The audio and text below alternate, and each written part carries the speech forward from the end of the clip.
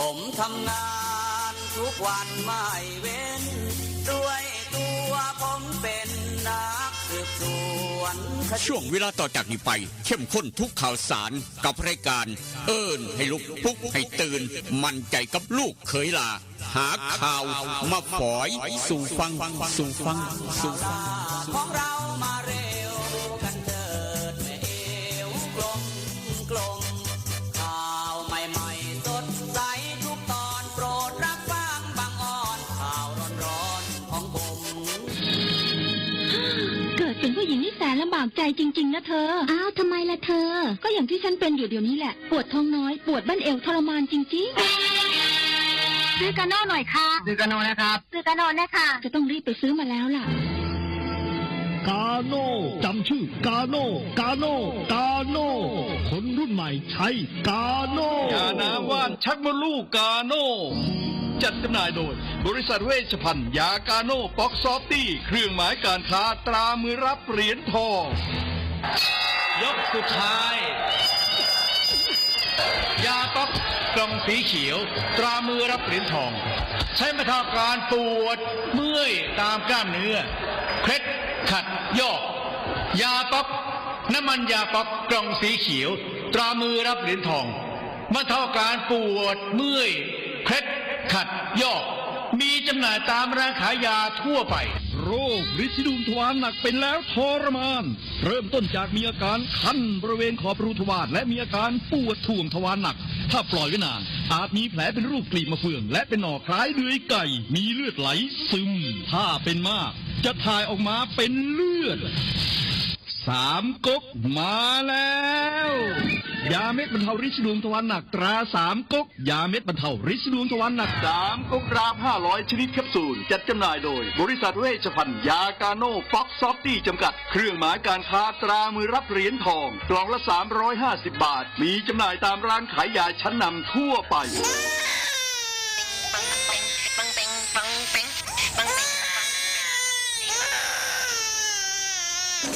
ลูกแอวลูกไห้เป็นไข่ไปหาหมอช่วยด้วยช่วยหน่อยคุณหมอ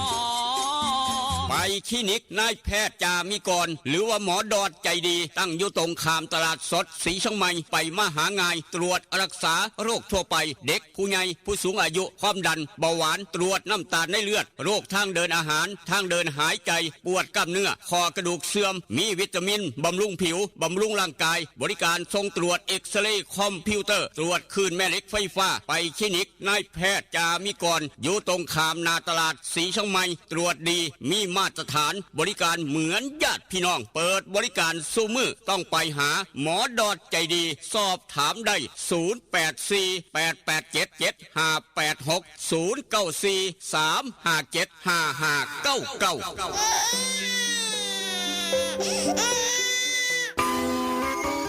เล่นกันนักมันคืออะไรอะเล่นกันนักก็รักกันแน่นไงครับพี่ตั๊กโหรักกันแน่นแน่นเหมือนอะไรครับพี่เหมือนเหงือกกับฟันรักกันแน่นดีใช่ก็ยาสีฟันสมุนไพรตราหมอจุฬาวันนี้ยิ่งมั่นใจปรับโฉมใหม่แต่รสชาติแน่นเหมือนเดิมด้วยสมุนไพร5 ชนิดให้รักกันแน่นดีแบบนี้เล่นกันนักรักกันแน่นยาสีฟันสมุนไพรตราหมอจุฬาโฉมใหม่เยี่ยมยามถามข่าวว่าเวียกว่างานขอต้อนรับด้วยกาแฟฮ้อนหอมคนละจอกด้วยความหักความแพงกับกาแฟเพื่อสุขภาพดรเจคอฟฟี่ดรเจคอฟฟี่มีถังเสาของแท้จากทิเบตเฮ็ดลินจือส้มสกัดภูขาวแปะกล้วยผงเกากี้มีประโยชน์เพื่อสุขภาพทั้งหญิงและชายมือนี่สุขภาพเป็นเรื่องสำคัญคนดื่มกาแฟขอกาแฟต้องดื่มดรเจคอฟฟี่ดรเจคอฟฟี่มีแต่คนอยากดื่มเศร้าดื่มแหลงเพื่อสุขภาพด้วยดรเจคอฟฟี่ดรเจคอฟฟี่คนละจอกมีจำหน่ายที่ FM 96.5 เมกะเฮิรตซ์ 0816016232 เด้อเจ้าวิทยาลัยเทคโนโลยีวิชาชีพท่าบ่อวิทยาลัยเท คโนโลยีวิชาชีพท่าบ่ออำเภอท่าบ่อจังหวัดหนองคายเปิดสอนหลักสูตรในระดับปวช ปวสจำนวน 13 สาขาวิชาเลือกได้ตามความถนัดคอมพิวเตอร์ธุรกิจการบัญชีการตลาดการท่องเที่ยวการโรงแรมโลจิสติกอาหารและโภชนาการธุรกิจสถานพยาบาลสถาปัตยกรรมช่างยนต์ช่างไฟฟ้าช่างอิเล็กทรอนิกส์และสาขาขายปลีกขายส่งเรียนจบมีงานทำมีหอพักชายหญิงบริการรถรับส่งมีทุนกู้ยืมเพื่อการศึกษาคนดีและคนเก่งมีทุนให้ฝึกทักษะอาชีพทุกสาขามีรายได้ระหว่างเรียนสื่อการสอนบุคลากรพร้อมรับผู้จบม.3 ม.6 หรือเทียบเท่าและจบม.7 จากเวียงจันทร์ถ้าคิดจะเรียนสายอาชีพต้องเรียนที่วิทยาลัยเทคโนโลยีวิชาชีพท่าบ่อสนใจติดต่อสอบถามได้ที่ 042-432-240 หรือดร.คำหนึ่งดร.รัชนีเลื่อนแก้ว 082-105-6994-091-863-0359 สมัครเรียนได้ทุกวันนะคะ เรียนดีมีทักษะพละเก่งเคร่งวัฒนธรรม ออนซอนบ้านคาเฟ่ออนซอนบ้านคาเฟ่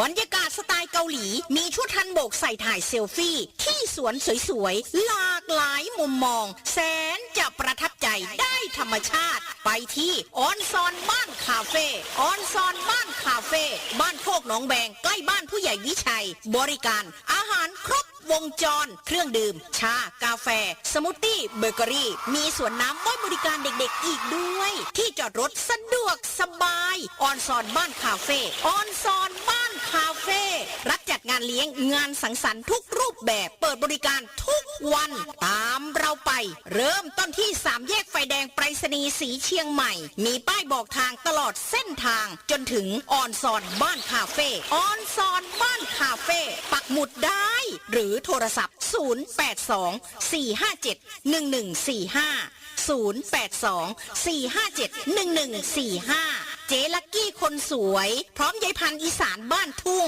ยินดีต้อนรับทุกท่านตั้งแต่เช้าถึง4 ทุ่มทุกวันอย่าลืมไปสวยไปแซ่บน้ำกันเด้อจ้า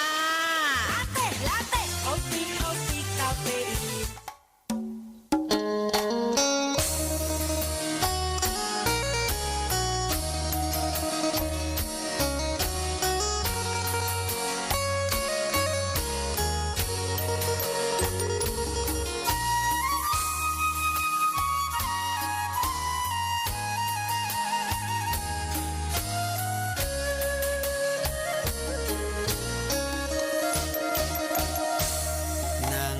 จอคอคือทอดแทนอคือทอดผู้สาวเย็นลมหนาวกินข้าวแรงแล้วยังบ่นอน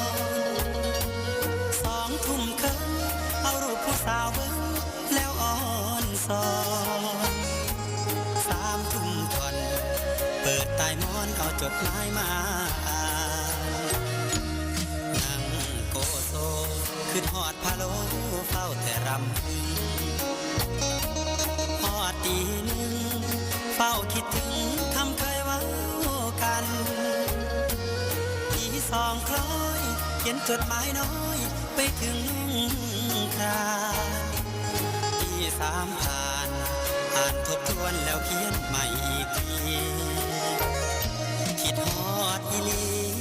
เพราะอ้ายนี้บ่เคยหักใครคือทอดหลายเพราะขวัญใจเจ้าคือทีวีคือทอดสิเป็นสิตายเพราะห่างไกลกันนานเป็นปีคิดฮอดทุกวินาทีลมหนาววีอ้ายแห่งคิดฮอดแนั่งส่งลงหลับบ่ลงกระวนกระวายตี5เลยไปย้อนคิดหลายสายตาอย่างแข็งหนาวเย็นจ้อยลมวอยวอยคิดฮอดแห้งแห้ง6 โมงเช้าตะเวนแดงแดงคิดฮอดคำแพงจนสอดแจงจางตา อย่านอนตื่นสาย อย่าอายทำกิน อย่ามินเงินน้อย อย่าคอยวาสนา สุขสบายมันเสมอมันเพื่อเก่าครับผู้ขาลูกเขยลานามนคนทำข่าวกลับมาเว้านำผู้เจ้าดังเดิมได้เวลาสำเนรแม่ตูเตรียมพร้อมเรียบร้อยครับได้น้ำขวดน้อยถ้าอย่ามองสเลดพังพรสวมหน้ากากกันไม่เสแมดล้างมือด้วยเจลล้างมือครับ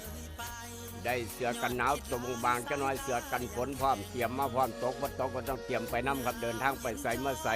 ช่วงหน้าฝน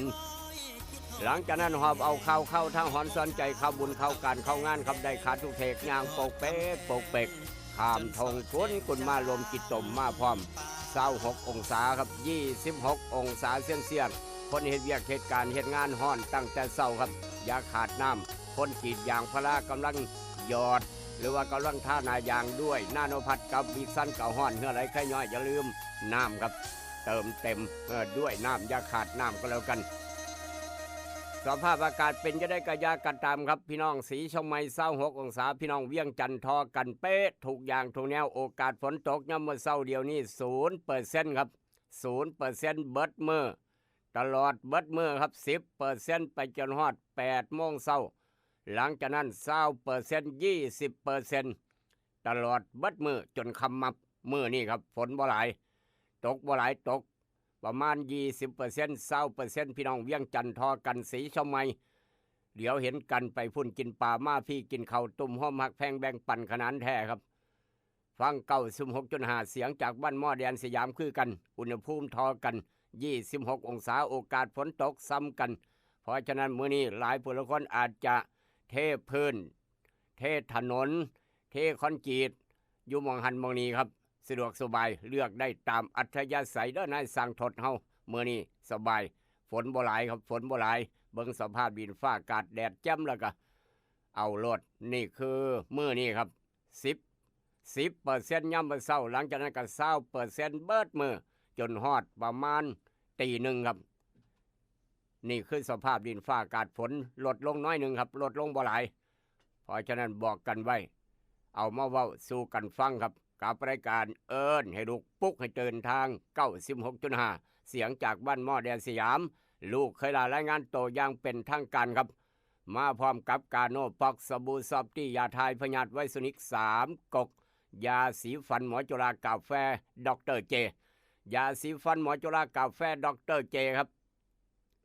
พี่น้องเวียงจันทร์ศูนย์ใหญ่ยูฮานขายยาใสสะอาดตลาดแรงหนองดวงตะวาเวชภัณฑ์ยากาโนปอกซอบกี้จำกัดสรรพคุณพี่น้องหูจักดีปัญญังกาโนปอกขวัญใจคนเฮ็ดเวียงหนักแบกไม่ง่ายขอนกรรมกรแบกหามอาบน้ำย้ำใดเหื่อไหลไข้ย่อยอาบน้ำด้วยสบู่ซอบตี้3 สูตร 3 สีครับหรือว่าเป็นพยาธิย้อนกินดิบสุกก้อยแน่ก้อยสุกแน่ดิบแน่ผสมประสานกันไปอยู่เบิดมือเบิดเดือนย่านเป็นพยาธิอย่าลืมอย่าทายพยาธิไวโซนิกเป็นฤทธิ์สีดวงทวารอย่ามองขาม3 กกดาบ500แบบแคปซูลกินง่ายกินเป็นประจำกินต่อเนื่องแล้วจะเห็นผลครับสำหรับคนเป็นฤทธิ์สีดวงทวารเป็นไม่เป็นเกาเป็นหน่อยเป็นหลายอย่าปล่อยไว้เฝ้ารักษาด่วนย่านเป็นไปแนวใหม่โดยความเป็นห่วงกับรายการเอิ้นให้ลูกปุ๊กเดินแต่ว่าพี่น้องอยากได้คำจากเสียนพี่น้องเวียงจันทร์อยากได้คำเสียนน้อยเสียนใหญ่แม่ยาซื้อไปมัดแขนเอาลูกไผ่หรือว่าพอเท่าไม่เท่าเตรียมพร้อมเอาลูกเขยใหม่เอาลูกเขยกลางลูกเขยกกลูกเขยลายยังก็ว่ากันไปอย่าลืมครับอยากได้คำเสียนน้อยเสียนใหญ่แหวนวงน้อยวงใหญ่พี่น้องเวียงจันทร์พ่อบ้านแม่บ้านหรือว่าลูกไผ่ซื้อไปฝากพ่อปู่แม่ย่าลูกเขยซื้อไปทองคำเสียนน้อยเสียนใหญ่ไปฝากพ่อเท่าไม่เท่ามาเที่ยวเวียงจันทร์พอดีแวะไปห้านไข่คำแม่กล่องแพงคำผิวตลาดเศร้านครหลวงอยู่สั่น2ต่อหน้าบันไดเลื่อนครับไปมาหาง่ายเว้าแค่นี้พี่น้องทั้งเวียงจันทร์หูจักดีปัญญังคันวัดตลาดเศร้านครหลวงห้านไข่คำแม่กล่องแพงคำผิวต้อนรับพี่น้องเบิดทุกคณะเบิดสุขุสุคนนี่คือห้านไข่คำที่พี่น้องให้การยอมรับห้านไข่คำเก่าแก่ห้านไข่คำแม่กล่องแพงคำผิวขามมาทางสีช่องไม้ครับมื้อนี้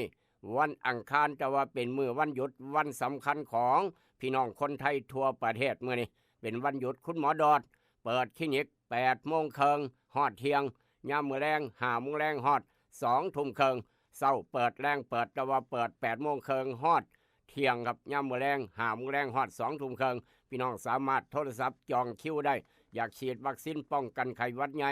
อยากตรวจเลือดตรวจไตกีสราตรวจเบื้องไตตรวจเครื่องอันตราซาวด์ลูกหลานเป็นไข้พ่อแม่เป็นไข้ย่ำเป็นไข้หวัดใหญ่ย่ำเป็นไข้เลือดออกก็ได้ก็ว่ากันไปตรวจไปรักษาเฝ้าไปหายามากินไปคลินิกนายแพทย์จามิกรโทรจองคิวครับ0836769581โทรศัพท์จองคิวได้ไปภาคเศร้าไปภาคแรงเบอร์เดียวกัน0836769581ออกจากคลินิกนายแพทย์จามิกรคุณหมอดอดจะดีไปอูดเนื้อสดทางโค้งบ้านเผาเขียงเนื้อใหญ่ที่สุดของอำเภอศรีชมายผู้ใดก็หูจักอูดเนื้อสดอูดเนื้อสด3 คำจำไม่แม่นอูดเนื้อสดป้ายขนาดใหญ่เมื่อนี้ก็เปิดบริการตามปกติเปิดตั้งแต่เช้าจนฮอดค่ำมับพุ่นละเพิ่นว่าอูดเนื้อสดใจเกินล้านอยู่แล้วโทรศัพท์จองได้งานดองงานแต่งงานบุญงานบวชอยากได้เนื้อไปกินอยู่เฮือนอยู่บ้านซุ่มแซวกับหมู่พวกฉลองตำแหน่งบ่ต้องขึ้นยากโทรเบอร์นี้กับอูดเนื้อสด0953295764หรือว่าบ่คักใจไปเลือกฮอดหม่องทางโค้งบ้านเผาไปอูดเนื้อสดสั่งหลายเอาหลายแถมพร้อมอีกต่างหากเสียอูดใจเกินล้านมาตรฐานอยู่แล้วครับบ่ต้องห่วงจากอูดเนื้อสดออกจากอูดเนื้อสดทางโค้งบ้านเผาเดินทางต่อไปฮอดบ้านหัวไซงานบุญงานบวชงานชาปนกิจต่างๆบ่ว่าหน้าฝนหน้าหนาวหน้าร้อน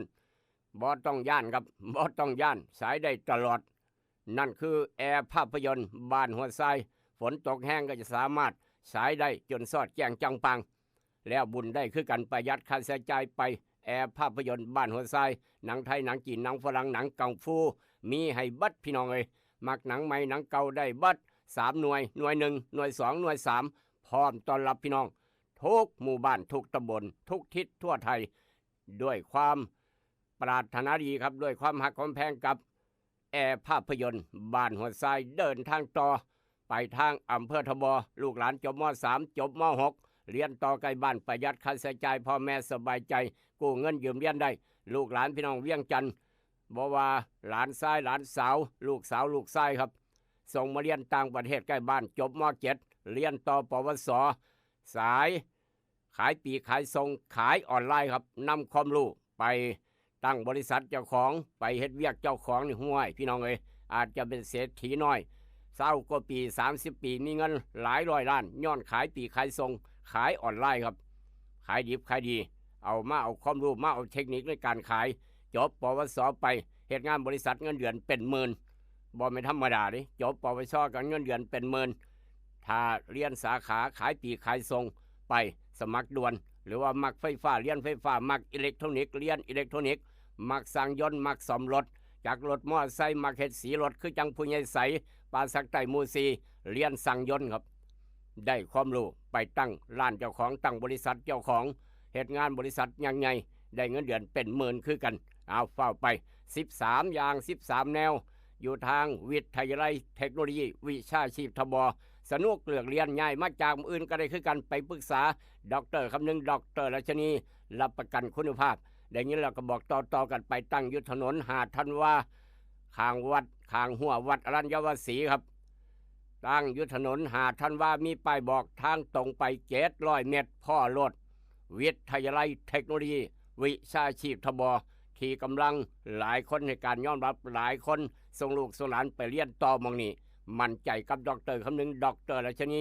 รับประกันคุณภาพเอาสายเมื่อกี้เข้ามาครับเดี๋ยวช่วงเปิดสายก่อนค่อยเข้ามาใหม่ช่วงเปิดสายค่อยเข้ามาใหม่ครับสายเมื่อกี้กดโทรศัพท์ก่อนเข้ามาให้ช่วงเปิดสายจะน้อยจอยใจเย็นครับแต่ว่าขับรถขับราเดินทางไปหันมานี่พี่น้องอย่ามองข้ามความปลอดภัยเด้อด้วยความเป็นห่วงจากสายด่วนคปภครับอุบัติเหตุเนื้อหุ่มเล็กหุ่มเนื้ออันตรายคักบ่ว่ารถใหญ่รถน้อยเดี๋ยวก็ขี่ไปต่ำต้นไม้เดี๋ยวก็แหกโค้งตีลังกาทวนอุบัติเหตุเพศภัยลมหายใจจากเป็นอัมพฤกษ์อัมพาตแขนหักขาหักนี่แหละครับไปเฮ็ดไว้ประกันอุบัติเหตุส่วนบุคคล200 บาทต่อปีคุ้มครอง 100,000 บาทไปเฮ็ดไว้อย่าชะล่าใจไปทางไปรษณีย์บ้านเฮาก็ได้ไปรษณีย์ทุกหม่องทั่วประเทศไทยก็ได้ครับบ่ต้องห่วงด้วยความเป็นห่วงจากสายด่วนคปภ1186มีปัญหาด้านการประกันภัยปรึกษาสายด่วนคปภ1186อยากไปซุ่มไปแซวครับไปซุ่มไปแซวฉลองวันเกิดมีคาราโอเกะให้ห้องพร้อม ไปใส่ก็บ่คักไปหมู่นี้รถสวนอาหารครบวงจรอาหารแซ่บกาแฟแต่ละจอกแต่ละรสนี่ป้าดทอบ่แม่นธรรมดาครับนั่งกินได้เบิดมื้อคุยเวียกคุยการคุยงานไปพร้อมไปสวนอาหารครบวงจรอ่อนซ้อนบ้านคาเฟ่ของเจลักกี้หรือว่าคุณยายพันธุ์อีสานบรรทุงทางบ้านโคกนแวงเดินจอดรถกว้างขวางสะดวกสบายใกล้บ้านผู้ใหญ่อยู่ใช่ครับบ้านโคกนแวงเลยบ้านโน้นสง่าไป0824571145พี่น้องคนกรีดยางคนสวนยางครับอยากได้ยาท่านายางสูตร2พลังบ่ต้องขึ้นยากนาโนพัดกับบิ๊กซันเพื่อนแท้คนสวนยางบ่ผิดหวังอยากได้แปลวยุรานแต่การเกษตรแต่เอี่ยมเฮงสีช่องใหม่สังคมล้านสังคมการเกษตรอำเภอบ้านผือล้านวิลิตย่างพลาอำเภอบ้านผือนั่นคือนาโนพัดบิ๊กซันหลายคนรู้จักถ้ายัดนายางเข้าไปนายางนิ่มกรีดง่ายน้ำยางไหลออกมาได้น้ำหนักขายได้ราคาย้อนใส่นาโนพัดกับบิ๊กซันขวัญใจพี่น้องคนสวนยางทุกสวนบอกว่าสวนน้อยสวนใหญ่ได้ยินเราก็บอกต่อกันไปนาโนพัดบิ๊กซันยาท่านายางสลับคนพี่น้องสวนยางทุกอำเภอทุกจังหวัดที่มีสวนยางทั่วประเทศไทยสีช่องไม้ทบสังคมโพธิ์ตากพี่น้องเวียงจันทร์กันใส่นาโนพัดกับบิ๊กซันถ้าพิสูจน์ผู้จัดการใหญ่ขอบใจขอบคุณพี่น้องหลายๆผู้ใดก็หันมาใส่นาโนพัดกับบิ๊กซันครับท่ามกลางอุณหภูมิเช้าวันนี้26องศา26องศาเวียงจันทร์ก็26องศาโอกาสฝนตกบ่หลายครับประมาณ20%เท่านั้นเพราะฉะนั้นอยากเทปูน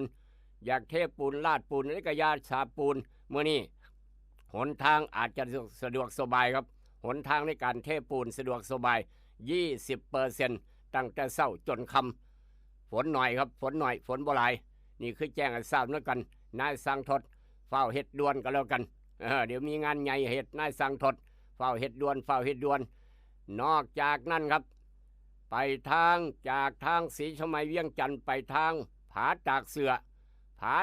อว่าจะไหนครับเดี๋ยวนี้พี่น้องผาตากเสืออากาศเย็นอากาศหนาว21องศาครับหนาวเย็นอากาศเย็นสบายครับผาตากเสือ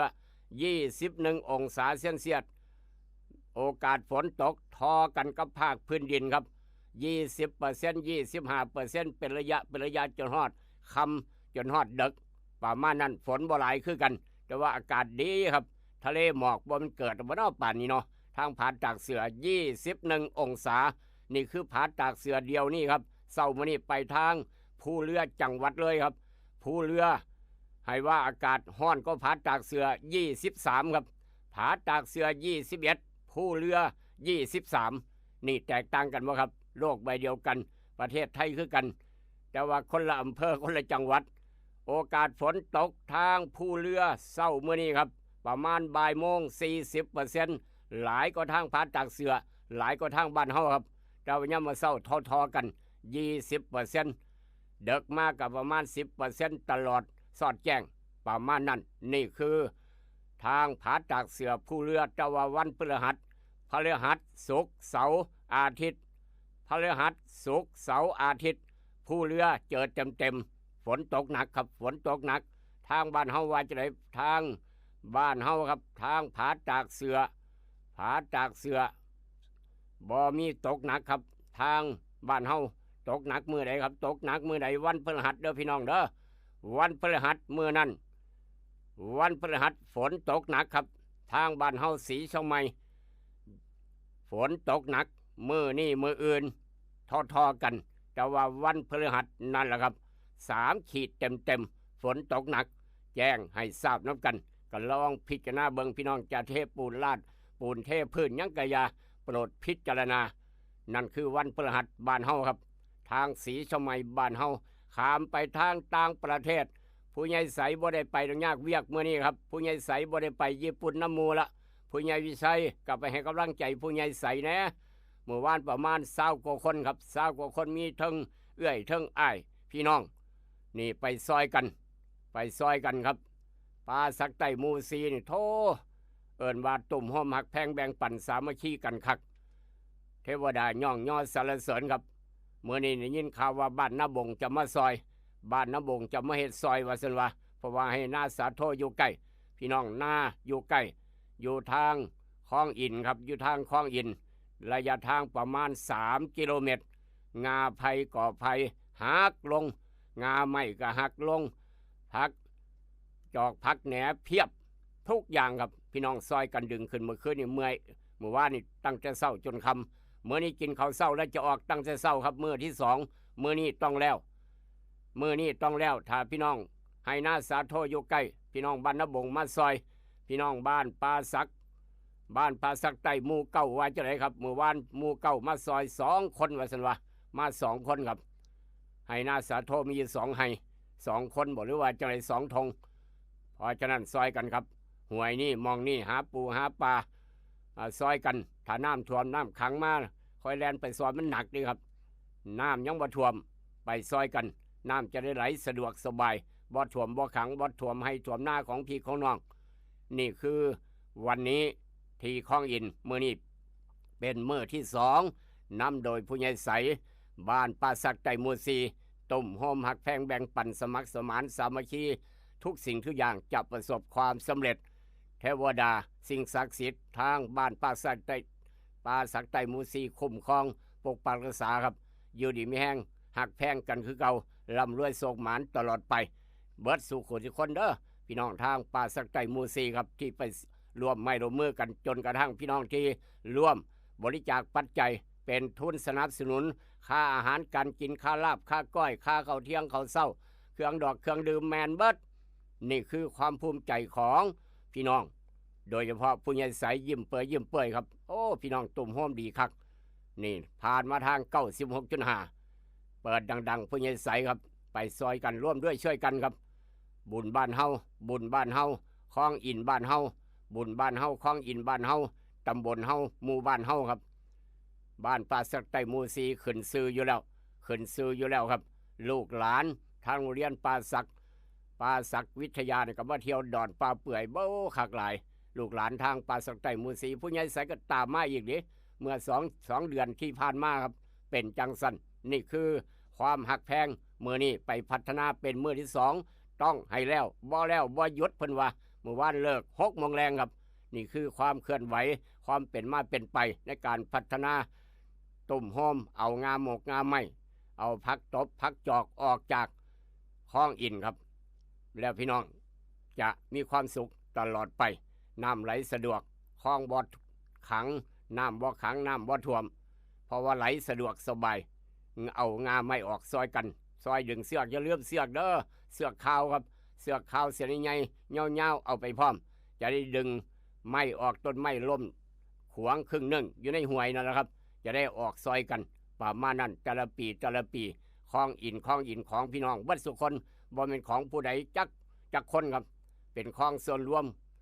คลองใส่น้ำกันเพิ่นว่าคลองอินครับขออนุญาตเดินทางต่อเพราะฉะนั้นผู้ใหญ่ใช้อยากไปได้ผู้ใหญ่ตุอยากไปได้ท่านกำนันพึกขี่มอไซค์ใหญ่ไปให้กำลังใจผู้ใหญ่ใสจังหน่อย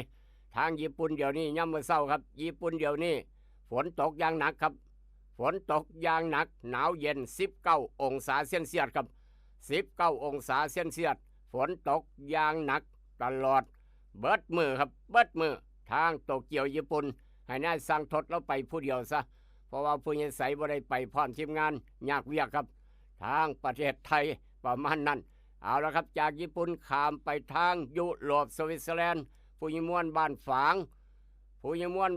ครับ99 ปีบวก8อยากไปเที่ยวสวิตเดี๋ยวนี้ตี 1กว่าฝนกำลังตกพร้อมทางสวิตเซอร์แลนด์ฝนตก 30% ครับนอนฟังเสียงฝน16 องศาเซนเซียสนั่นคือทางยุโรปทางสวิตทางญี่ปุ่นทางบ้านเฮาภูเรือทางเวียงจันทร์ทางผาตากเสือโลกใบเดียวกันแตกต่างกันครับเอามาเว้าสู่กันฟังประจำเช้าวันที่3เดือนมิถุนายนพุทธศักราช2568พี่น้องราชการหยุดครับเป็นวันสำคัญของประเทศไทยบ่ได้ไปเรียกนอนฟังรายการเอิ้นลูกปุ๊กตื่นอยู่เฮือนอยู่บ้านตรงกับวันอังคารขึ้น8ค่ำวันสิน้อยต้องขอบบุญขอบคุณทางตู้สมคนขายดอกไม้ร่ำรวยย้อนขายดอกไม้อยู่หน้าร้านแต่เอี่ยมเฮงสีชมัยครับวันสิน้อยเพิ่นเอาดอกไม้มาบูชามาถวาย ศาลตายายทั้งดอนปลาเปื่อยตลอดมาเฮ็ดบุญดอนปลาเปื่อยบวชศีลน้อยศีลใหญ่8 คำ 15 คำเดือน7 ปีมาเสงตำรับตำราพ่อแม่ครูบาอาจารย์เลิกงามยามดีมื้อนี้ว่าจะไหนครับมื้อนี้วันที่3ท่านผู้กองเทียนพร้อมทีมงานมื้อนี้ทางโรงพักศรีชมัยออกปราบปรามดีออกจู่โจมดีออกลบดีทวงหนี้ดีสำหรับคนเป็นเจ้าหนี้ออกทวงหนี้ดีแต่ว่ามืออื่น4 กับ 5ห้ามทำการมงคลวันที่6สุดยอดในการเหตุการณ์มงคลทุกอย่างทุกแนวครับพี่น้องก็ลองพิจารณาเบิ่งเอามาเว้าสู่กันฟังเลิกงามยามดีบอกไว้วางสั้นตำรับตำราพ่อแม่ครูบาอาจารย์เพิ่นบันทึกไว้ว่าจังสั้นไม่เชื่ออย่าลบหลู่แต่ว่าบักคำน้อยหลานสาวหลานชายว่าจังไหนเดี๋ยวความปรารถนาดีกับกาโนปอกสบู่ซับที่ยาทายพยาธิไวสนิก3 กกยาสีฟันหมอจุฬากาแฟดรเจครับคลินิกนายแพทย์จามิกรคุณหมอดอนเจดีเปิดตามปกตินาโนพัทบิ๊กซันดังนี้เราก็บอกต่อกันไปนาโนพัทบิ๊กซันยาท่านายางสูตร2 พลังห่านไข่คำแม่กองแพงคำผิวตลาดเศร้านครหลวงหลานชายหลานสาวพี่น้องเวียงจันทร์ฟังทางอินเทอร์เน็ตครับขอบุญขอบคุณหลายฟังทางออนไลน์ครับสัญญาณชัดเจนดีจากเวียงจันทร์เพิ่นว่าขอบุญขอบคุณได้บุญได้กุศลน้ำกันครับสักแต่ว่าหลานชายหลานสาวออกมาเมื่อคืนนี่ครับคลอดมาเมื่อคืนผู้เป็นพ่อเป็นแม่กำลังดีใจพอปู่แม่ย่าก็ดีใจได้หลานชายหลานสาวพอเฒ่าแม่เฒ่าก็ดีใจได้หลานแล้วค่อยได้หลานน้ำมูแล้วเพิ่นว่าผู้ใหญ่ใช้บ่ต้องเก่าหัวดอกยังบ่ได้หลานน้ำมูผู้ใหญ่ใช้บ้านโคกหนองแวงหลานชายหลานสาวครับอาจารย์พินโยเอากระดานดำขึ้นมาดินสอหินขึ้นมานั่งขีดเขียนบวกลบคูณหารนั่งสมาธิน้อยหนึ่งได้ออกเมื่อวันจังสี่เด้อเพิ่มประชากรในกับประเทศเพิ่มประชากรในกับประเทศไทยเพิ่มประชากรในกับครอบครัวครับดวงวาสนาของบักคำน้อยหลานทรายเกิดมาตั้งแต่6 ทุ่ม 1 นาทีถือว่าเกิดมื้อสำคัญของประเทศไทยพร้อมแล้วก็เกิดวันอังคารพร้อมพ่อแม่ครูบาอาจารย์บอกไว้ว่าจังซี่ครับบักคำน้อยเฮามีจักจอบเนาะบัดนี้เนาะขึ้นมา2 คำแรกเจ้าสู้ว่าซั่นว่าขึ้นมา2 คำแรกเจ้าสู้ประตูดินครับรูปรอฮักครอบครัวมีวิชาการต่างๆมักเรียนหนังสือศัตรูจะทำร้ายบ่ได้มีจิตใจเข้มแข็งกล้าหาญมีน้ำใจดีแต่ว่าใจห้อนฉุนเฉียวแข็งคล่องว่องไวมักอาสาเจ้านายเป็นทหารเก่งตำรวจเก่งนายสร้างแห่งคักผู้หลักผู้ใหญ่ความเมตตาเป็นที่เพิงพาของพ่อของแม่ยิ่งนักแลพ่อแม่ได้เพิงพาใสครับนี่คือดวงวาสนาของบักคำน้อยหลานไส้ครับสำหรับพี่น้องบ้านเฮาเจ้าคอยได้หลานสาวได้อีนน้อยใหญ่ขึ้นมาเป็นคนรูปร่างหน้าตาดีหน้าตาสวยครับผู้ชายเห็นผู้ชายมักเฉลียวฉลาดไหวพริบปฏิภาณดีขยันหมั่นเพียรจะมีความสุขกายสบายดีเป็นคนหักเรียนหนังสือเป็นคนมักเรียนหนังสือจิตใจดีจิตใจสูงเป็นนักสู้เอาชนะอุปสรรคได้ทุกอย่างมีเพียงความเมตตาอนาคตหลานสาวผู้นี้มีความเจริญรุ่งเรืองมีสื่อมีเสียงหลักฐานมั่นคงยิ่งนักแลครับนั่นคือดวงวาสนาของหลานสาวหลานชายที่นี่แน่เลี้ยงในน้ำนมแม่เอาคักเอาแขนกระโลดสมอง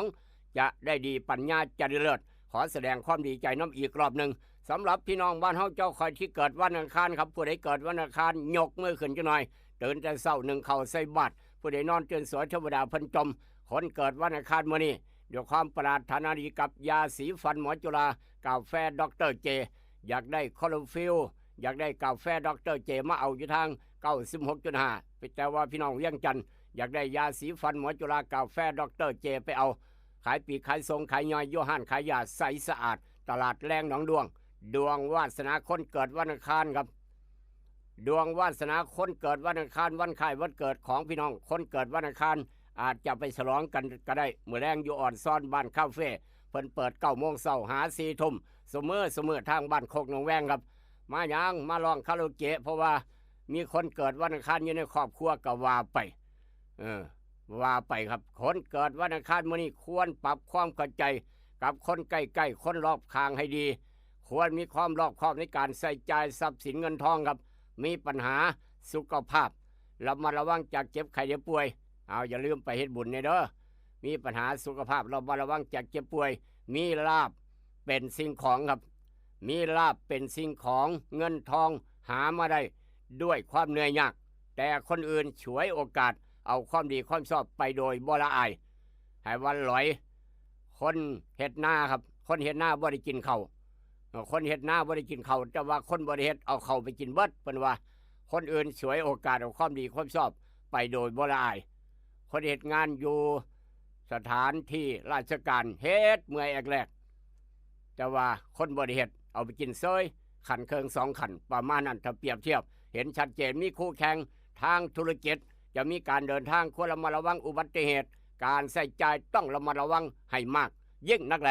นั่นคือดวงวาสนาคนเกิดวันอังคารพ่อแม่ครูบาอาจารย์บอกไว้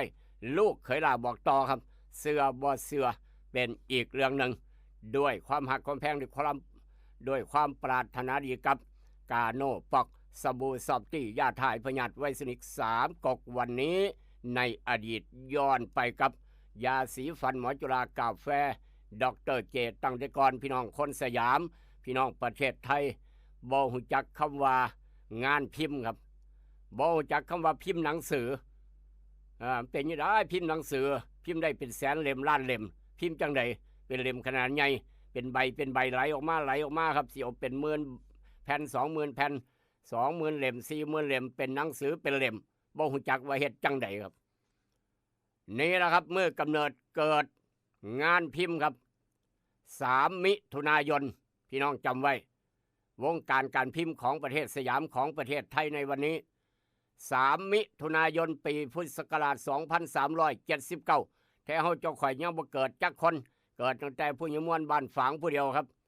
หมอบัตเล่ครับหมอบัตเล่เป็นคนอเมริกาหมอบัตเล่เป็นคนอเมริกาครับ3 มิถุนายน2379ให้กำเนิดสิ่งพิมพ์ฉบับแรกในประเทศไทยให้กำเนิดสิ่งพิมพ์เป็นหนังสือฉบับแรกในประเทศไทยก็คือหนังสือบัญญัติ10 ประการครับเป็นหนังสือบัญญัติ10 ประการมีทั้งเบิด8 หน้าครับถือว่าใหญ่เด้อครับสมัยนั้นเป็นเรื่องตื่นเต้นพร้อมอีกต่างหากเป็นเรื่องตื่นเต้นวันที่18 กรกฎาคม 2478พร้อมกับตัวพิมพ์อักษรไทยครับและก็แท่นพิมพ์ไม้ที่ซื้อมาจากสิงคโปร์ครับแท่นพิมพ์ชั้นแรกเข้ามาสู่ประเทศสยามประเทศไทยคือซื้อมาจากสิงคโปร์เป็นแท่นพิมพ์นี่แท่นพิมพ์ครับจากไม้กลายเป็นเหล็กสมมติเป็นเหล็กแต่ว่าก็เริ่มหายแล้วครับเอิ้นว่าเครื่องตีธงเครื่องตีธงเอาอักษรมาเลี้ยงกันครับเอาอักษรมาเลี้ยงกอไก่ไม่เอกไม่โทรายการอย่างสินะรอเรือสระอายอยักษ์กอไก่สระอารอเรือมาเลี้ยงกันแล้วก็เอาหมึกมาทาครับแล้วก็ตีเติบลงในกระดาษอ่านได้ก็อ่านว่าเป็นรายการเสี่ยวจักแผ่น100 แผ่นประมาณนี้ยกตัวอย่างให้พี่น้องได้เข้าใจหลังจากนั้นโรงพิมพ์ได้ตั้งขึ้นอยู่ทางตอกกับตันบุตรย่านถนนเจริญกรุงในสมัยนั้นแถวถนนเจริญกรุงและได้ดำเนินการพิมพ์ใบปลิวพิมพ์ปฏิทินและก็หนังสือต่างๆออกมาจำนวนมากถือเป็นหมุดหมายสำคัญของการเริ่มต้นยุคสมัยแห่งการพิมพ์ในสยามในประเทศต่อมาหมอบัตเล่ได้รับการยกย่องให้เป็นบิดาแห่งการพิมพ์สยามเพราะฉะนั้นอาจจะไม่ในข้อสอบประวัติศาสตร์วิชาประวัติศาสตร์ก็ได้ถ้าถามว่าบิดาแห่งการพิมพ์สยามชื่อว่าอะไร1หมอวิชัย2หมอบัตเล่อย่างประมาณนี้นะ3คอควายหมอยังล่ะหมอผู้ใหญ่ใสงองูถูกทุกข้อประมาณนั้นต้องตอบว่าหมอบัตเล่บิดาแห่งการพิมพ์สยามนี่คือความรู้รอบโตเอาไว้บ่เสียหลายจำไว้จังหวัด3 มิถุนายน 2379หมอบัตเล่พิมพ์สิ่งพิมพ์ฉบับแรกในประเทศไทยครับหนังสือบัญญัติ10 ประการเอามาเว้าสู่ฟังวันนั้นในอดีตแต่ว่าเมื่อนี้ปัจจุบันน้ำบ่ไหลไฟบ่สว่างหนทางบ่ดีว่ากันเข้ามาแจ้งกันเข้ามาครับได้รับข่าวด่วนจากทางท่านพระอาจารย์หลวงพ่อบาทเดียวครับได้รับข่าวด่วนมาจากทางท่านพระอาจารย์ถาวรวัดหลวงพ่อบาทเดียววัดป่าอุดมคงคานิมิตร มื้ออื่นครับมื้ออื่นจะมีงานถือว่างานบ่งานใหญ่ครับมื้ออื่นอยู่วัดหลวงพ่อบาทเดียวเด้อลูกศิษย์ลูกหาบ่ว่าพี่น้องทั้งฝั่งไทยพี่น้องทั้งเวียงจันทน์ครับไปร่วมตุ่มโฮมไปเอาบุญน้ำกัน เจ้าคุณวัดชัยพรหนองคายครับจะเป็นประธานสวดเอิ้นว่าสวดถอดถอนสูตรพร้อมสวดเอามาตั้งใหม่เพราะว่าอันเก่านี่หักพี่น้องหลายร้อยปีหลาย10 ปี20 ปีตั้งอยู่หักผุก็เลยไปซื้ออันใหม่มาทดแทนเอิ้นว่าใบยีกาครับใบยีกาใบเซมาประมาณนี้หลวงพ่อบาเดียวไปซื้อไปหาใหม่มาจากโคราชเพื่อจะมาแทนอันเก่านี่หักต้องมีพิธีเอิ้นว่าสวดถอนสวดเฮ็ดใหม่ครับมื้ออื่นจะเริ่มประมาณจาก8 โมงเช้าฉันภัตตาหารเพลครับ8 โมงกว่าเริ่มสวดโดยท่านเจ้าคุณวัดชัยพรหนองคายรองเจ้าคณะจังหวัดหนองคายจะเป็นประธานสวดพระสงฆ์ประมาณ10 กว่ารูปครับ10 รูปขึ้นไปจะสวดฉันภัตตาหารเพลมื้ออื่นลูกเคยล่ะก็จะได้ไปคือกันครับไปคือกันไปร่วมพิธีอันสำคัญอันศักดิ์สิทธิ์เท่านี้อยู่วัดป่าอุดมคงคานิมิตรวัดหลวงพ่อบาทเดียวมื้ออื่นเช้าเด้อพี่น้องมีมื้อเดียวครับบ่มีหลายมื้ออื่นเช้าสวดเพื่อจะเอาอันเก่าออกเอาอันใหม่ใส่แทนครับเพราะว่าหักบุบสลายย่อยสลายเพราะว่าปูนซีเมนต์ก็เฮ็ดมาโดนเนาะเฮ็ดมาโดนก็หักก็แตกไปเป็นเรื่องธรรมชาติธรรมดาก็เลยจะเอาอันใหม่เข้าไปแทนครับอย่างดีกว่าเก่านี่คือมื้ออื่นงานสำคัญลูกเคลาพร้อมทีมงานพร้อมคุณครูพงษ์ระดาก็จะไปคือกันครับไปร่วมพิธีนี้เท่านี้ทางหลวงพ่อเพิ่นโทรศัพท์ด่วนออกมาฝากหาลูกศิษย์ลูกหาทางฝั่งไทยพี่น้องทั้งเวียงจันทน์พร้อมไปตั้งแต่เช้าแล้วประมาณเที่ยงครับแล้วเที่ยงฉันภัตตาหารเพลแล้วก็ถือว่าจบบริบูรณ์ในงานสำคัญอีกงานหนึ่งอยู่วัดหลวงพ่อบาทเดียวนี่คือแจ้งด่วนให้ลูกศิษย์ลูกหาได้รับทราบร่วมกันเบิดสู่คนคนด้วยความปรารถนาดีกับรายการเอิ้นให้ลูกปุ้งตื่นขอบบุญขอบคุณยมพ่อผู้ใหญ่บ้านยมแม่กำนันพี่น้องฟังอยู่ต่างอำเภอต่างจังหวัดต่างประเทศฟังรายการเอิ้นให้ลูกปุ้งตื่นทางออนไลน์ทางไลฟ์สด Facebook พร้อมอีกต่างหากพี่น้องเวียงจันทน์ทุกตอกซอหอมทุกร้านค้าร้านขายทุกตลาดเช้าตลาดสดฟังทางวิทยุเปิดดังฟังชัดเจนครับพี่น้องทางสีชมัยทบสังคมโพธิ์ตากทุกหอกระจายข่าวทุกหมู่บ้านที่กำลังเปิดออกหอกระจายข่าวโดยเฉพาะอบต.สกลคนโคกธรรมนี่กำลังเปิดดังๆให้พี่น้องฟังไปพร้อมทั้งบ้านโคกธรรมกำลังจะมาเที่ยวดอนปลาเปื่อยตัวหามือหาเว้นอยู่เพิ่นว่าได้รถแล้วจะมาเที่ยวดอนปลาเปื่อยครูเรื่องป้อมหันว่าจังไดนอกจากนั้นครูเรื่องป้อมหันว่าโอ้ยไปใส่บ่ได้ยากงัวยันคนมาลักหลอยสอยเอาขาลังไปกินเพิ่นว่ายันคนมาลักสอยขาลังงัวไปกินก็เลยเฝ้าตั้งแต่งัวครับครูเรื่องป้อมหันนั่นผู้ใหญ่ใสเปิดดังฟังชัดเจนผู้ใหญ่วิชัยบ้านโคกนแวงเปิดดังผู้ใหญ่ตุบ้านโนนสง่าเปิดดังท่านกำนันพึกเปิดดังตู้ถึงอปพลดีเด่นเปิดดังชัดเจนแน่นอนกาลหมู่บ้านผู้ใหญ่สกายบ้านเสียวเปิดดังฟังชัดเจนครับทางผู้ใหญ่ดุลบ้านไร่ว่าจะได้เปิดสายครับจ้องเปิดสายน้ำบ่ไหลไฟบ่สว่างหนทางบ่ดีพี่น้องแจ้งกันเข้ามาครับทุกหมู่บ้านไหนที่ลูกขลาบ่ฮอดถึงครับหนองบึงน้อยจิตอาสาตำรวจบ้านว่าจังไดรายงานกันเข้ามาจังหน่อยครับฟังรายการนี่ลูกปุ๊กเตือนเสียงดังฟังชัดเจนบ่ทางหนองบึงน้อยตำรวจบ้านจิตอาสาครับหอกระจายข่าวส่วนโตเราบ่ได้เป็นผู้ใหญ่บ้านนี่แต่เราเปิดเฮ็ดหอกระจายข่าวเปิดให้พี่น้องฟังอยู่เต็มทงไงทงนาทั้งหนองบึงน้อยว่าซั่นว่าดังหรือบ่ดังพี่น้องหนองบึงน้อยรายงานกันเข้ามาจังหน่อยครับ0816016232ครับเบอร์โทรศัพท์เบอร์เก่าเบอร์เดิมครับน้ำบ่ไหลไฟบ่สว่างหนทางบ่ดีพี่น้องเวียงจันทน์กับเบอร์เดียวกันเบอร์นี้ได้ครับพี่น้องเวียงจันทน์เบอร์ทางเวียงจันทน์เบอร์ประจำตำแหน่งส่งข่าวหาญาติพี่น้องตามหาญาติพี่น้องเบอร์โทรศัพท์พี่น้องเวียงจันทน์ครับ926444646พี่น้องเวียงจันทน์หูจักดีปะยังแต่ว่าลืมบ่ได้คือเวชภัณฑ์ยากาโนปอกสอบจี้จำกัดขออนุญาตเดินทางต่อกับยาสีฟันหมอจุฬากาแฟ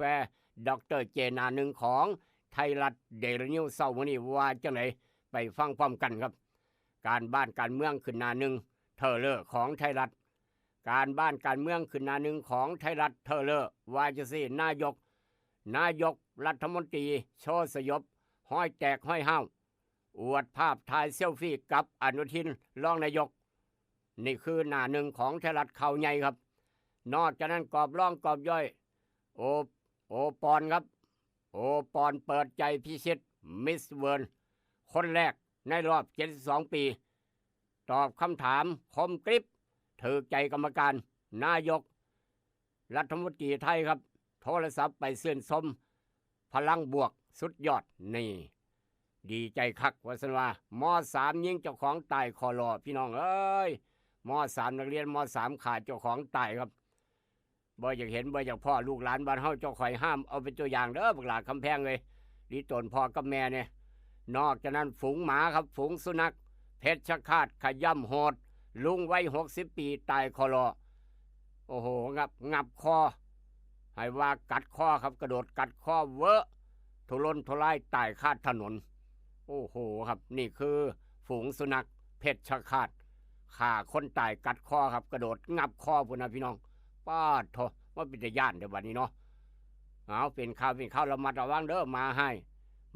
อยาวานบ่ให้พี่น้องย่านนี่ครับย่านหมาบ้านหมายังกะยาละอันตรายคักสำหรับเจ้าของหมา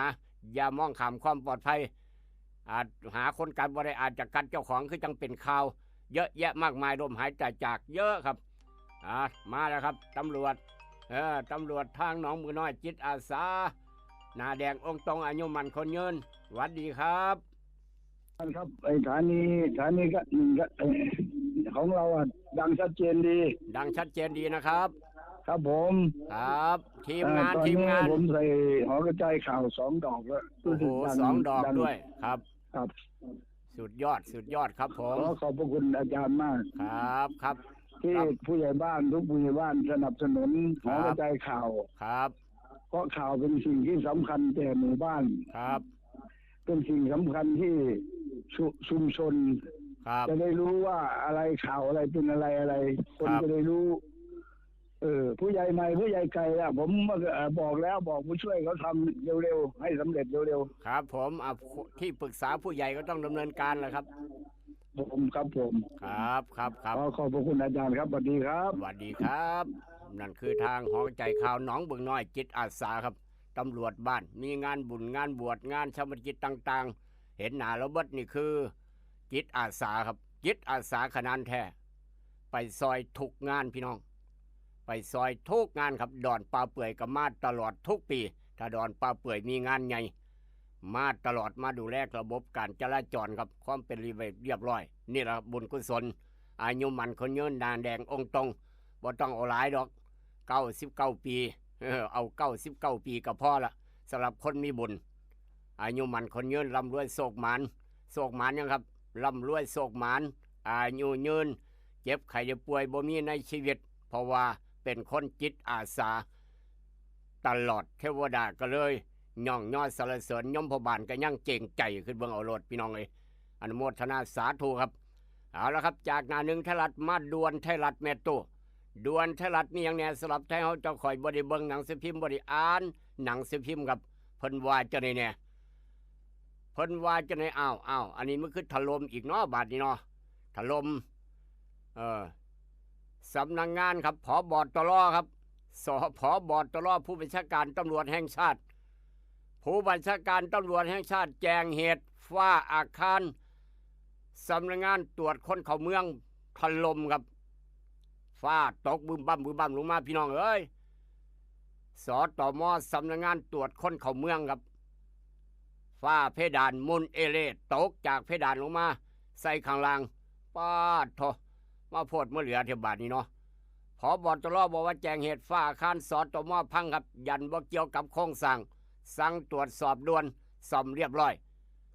นั่นบ่แม่นของบ่มีราคาของบ่มีค่าบ่ไปเฮ็ดผู้รับเหมาหรือว่าจังได๋มันคือพังบาดเนี่ยสาเหตุเกิดจากอีหยังครับตรวจสอบสั่งตรวจสอบเรียบร้อยผบ.ตร.ซ่อมเรียบร้อยนี่คือข่าวจากด่วนไทยรัฐว่าจังซั่นพี่น้องก็ลองพิจารณาเบิ่งกันแล้วกันจากเหตุการณ์นั้นมาทางเหตุการณ์นี้ด่วนครับปศุสัตว์ทางจังหวัดสระแก้ว ปศุสัตว์ทางจังหวัดสระแก้วเฝ้าไปตรวจสอบคอกควายอีตู้ไปตรวจสอบคอกควายอีตู้ครับว่าเป็นคอกงัวดิพี่น้องคอกควายทางสระแก้วฉีดยาฆ่าเชื้อหลังพ่อคนป่วยโรคแอนแท็กคนแรกอยู่ทางจังหวัดสระแก้วภาวนาอย่าให้มาทางบ้านเฮาก็แล้วกันครับซอยกันดูแลรักษาพี่น้องช่วงนี้ต้องขออนุญาตให้พี่น้องกินสุกเด้อลาบก้อยซอยแซ่ให้สุกอย่ากินดิบบอกว่าลาบหมูลาบงัวลาบยังกะยาให้กินสุกปรุงสุกสดปรุงสุกแล้วก็สดห้อนเฮ็ดสุกครับเฮ็ดสุกช่วงนี้ย่านแอนแท็กจากเหตุการณ์นั้นมาทางเหตุการณ์นี้ครับคนร้ายฝังระเบิด20 กิโลปาโถอยู่ใต้ถนนปิเชษร้อยโททหารพานดับบาดเจ็บ4ครับนี่คือข่าวด่วนจากหน้าหนึ่งไทยรัฐนอกจากนั้นกรรมการวัดฟังจะหน่อยเด้อกรรมการวัดกรรมการวั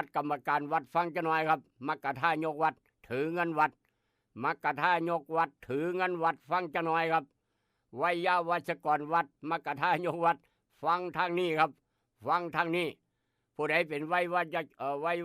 าวัชกรวัดยกมือขึ้นเป็นกรรมการวัดถือเงินวัดยกมือขึ้นเป็นมักกะท่ายกวัดถือเงินวัดยกมือขึ้นครับเหตุการณ์นี้มาขึ้นมาเป็นจังซี่บาดเฮ็ดจังไดล่ะบัดสิบ่ได้ขายหน้าทงใหญ่บ่หรือว่าจังไดเนาะบาดนี้เนาะมันคือไปผู้เดียวครับไปหยังก็ถือเงินไปผู้เดียวเหตุนี้เกิดวัยาวัชกรวัดเบิกเงินวัด900,000 บาทวัยาวัชกรวัดเบิกเงินวัด900,000ลงทุนครับจังมาลงทุนหยังล่ะสุดท้ายเงิน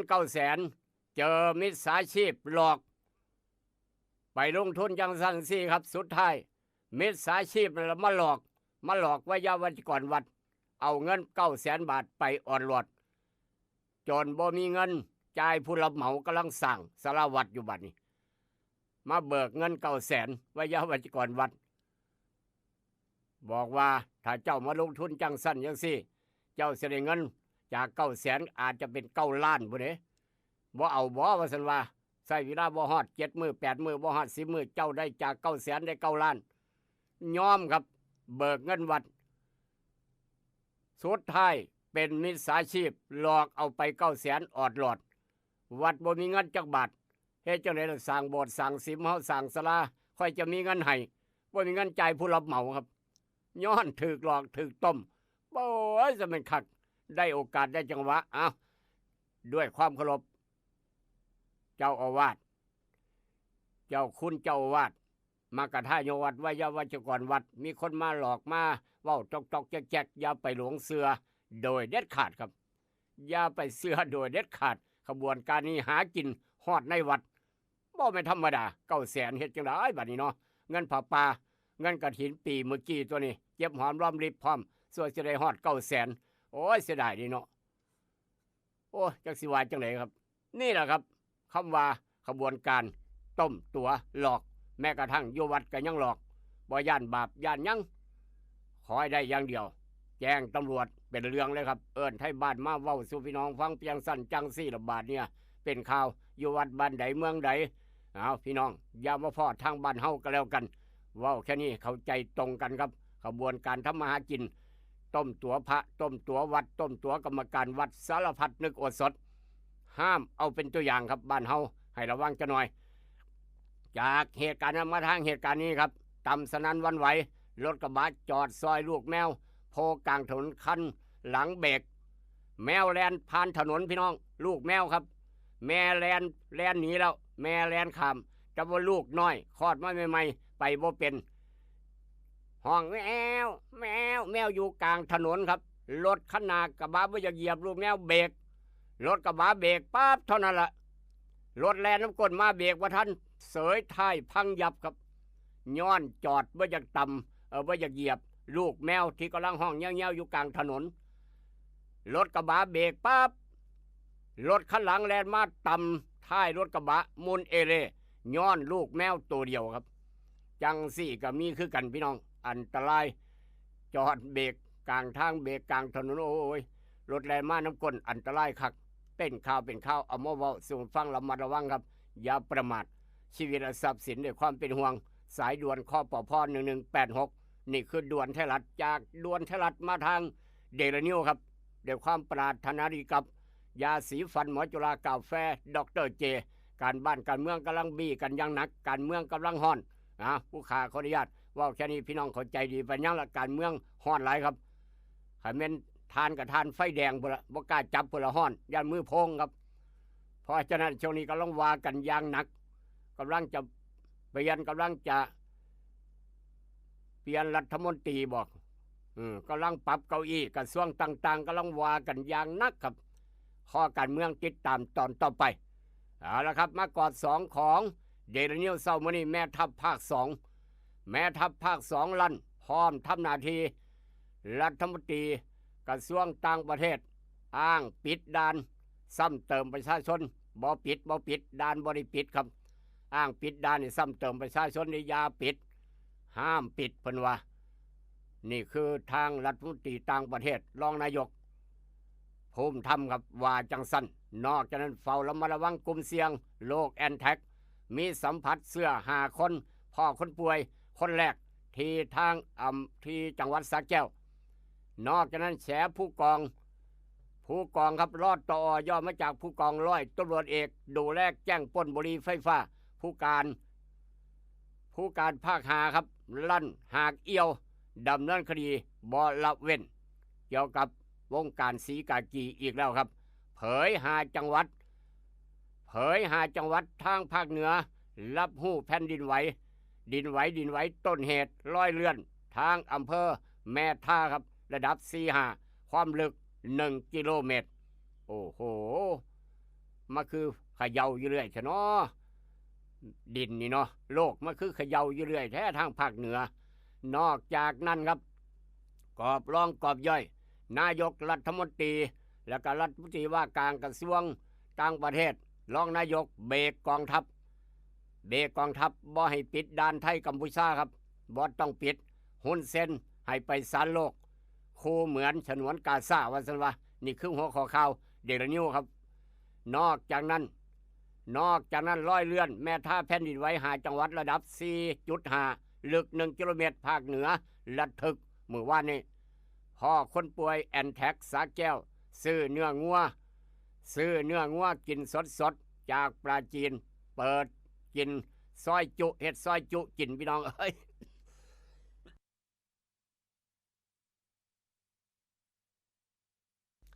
ย้อนเฮ็ดซอยจุก็เลยเจอโรคแอนแท็กย้อนกินดิบครับเพราะฉะนั้นบ้านเฮาเจ้าข่อยช่วงนี้ต้องกินสุกไว้ก่อนเด้อไปซื้อเนื้อซื้อเสือกมาจากไสก็กินสุกปรุงสุกต้มสุกก้อยสุกลาบสุกไว้ก่อนก้อยยังกะอย่าประมาทครับอย่าประมาทนอกจากนั้นบึ้มทหารพานร้อยโทพี่ชีพบาดเจ็บ3อีกเหตุยิงถล่มจุดตรวจอสดับนี่คือตายครับเป็นข่าวจากหน้าหนึ่งของไทยรัฐเดลินิวเช้ามื้อนี้อันใดดีมีประโยชน์นำไปคิดนำไปใช้อันใดบ่ดีเอาไปทิ่มลงแม่น้ำโขงเอาความขมขื่นไปทิ้งแม่โขงครับแล้วก็เฮ็ดบุญจังน้อยเราจะมีความสุขตลอดไปเดี๋ยวกลับมาพอกันกับอาหารสมองยามมื้อเช้ายกต่อไปยกที่2ครับคิดทองให้ได้ทองคิดเงินให้ได้เงินคุณกำลังรับฟังอาหารสมองยามเช้า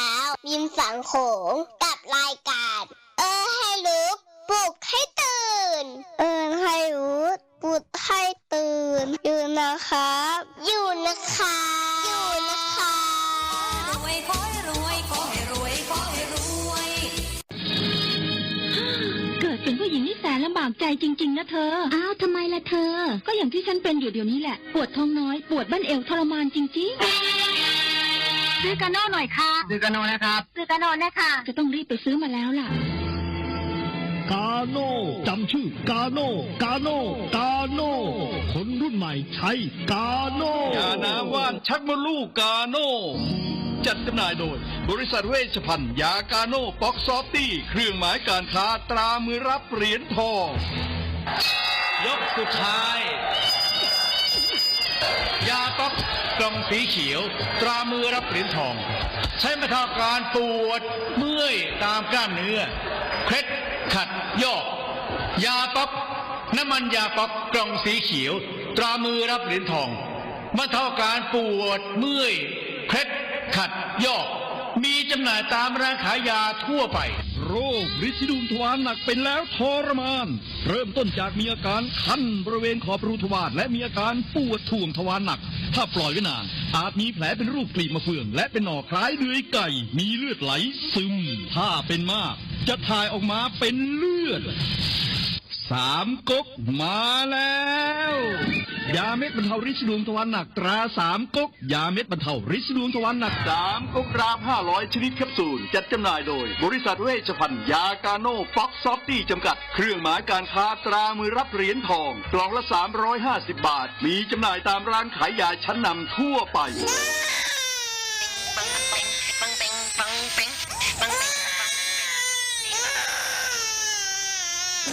ลูกแอวลูกไห้เป็นไข้ไปหาหมอ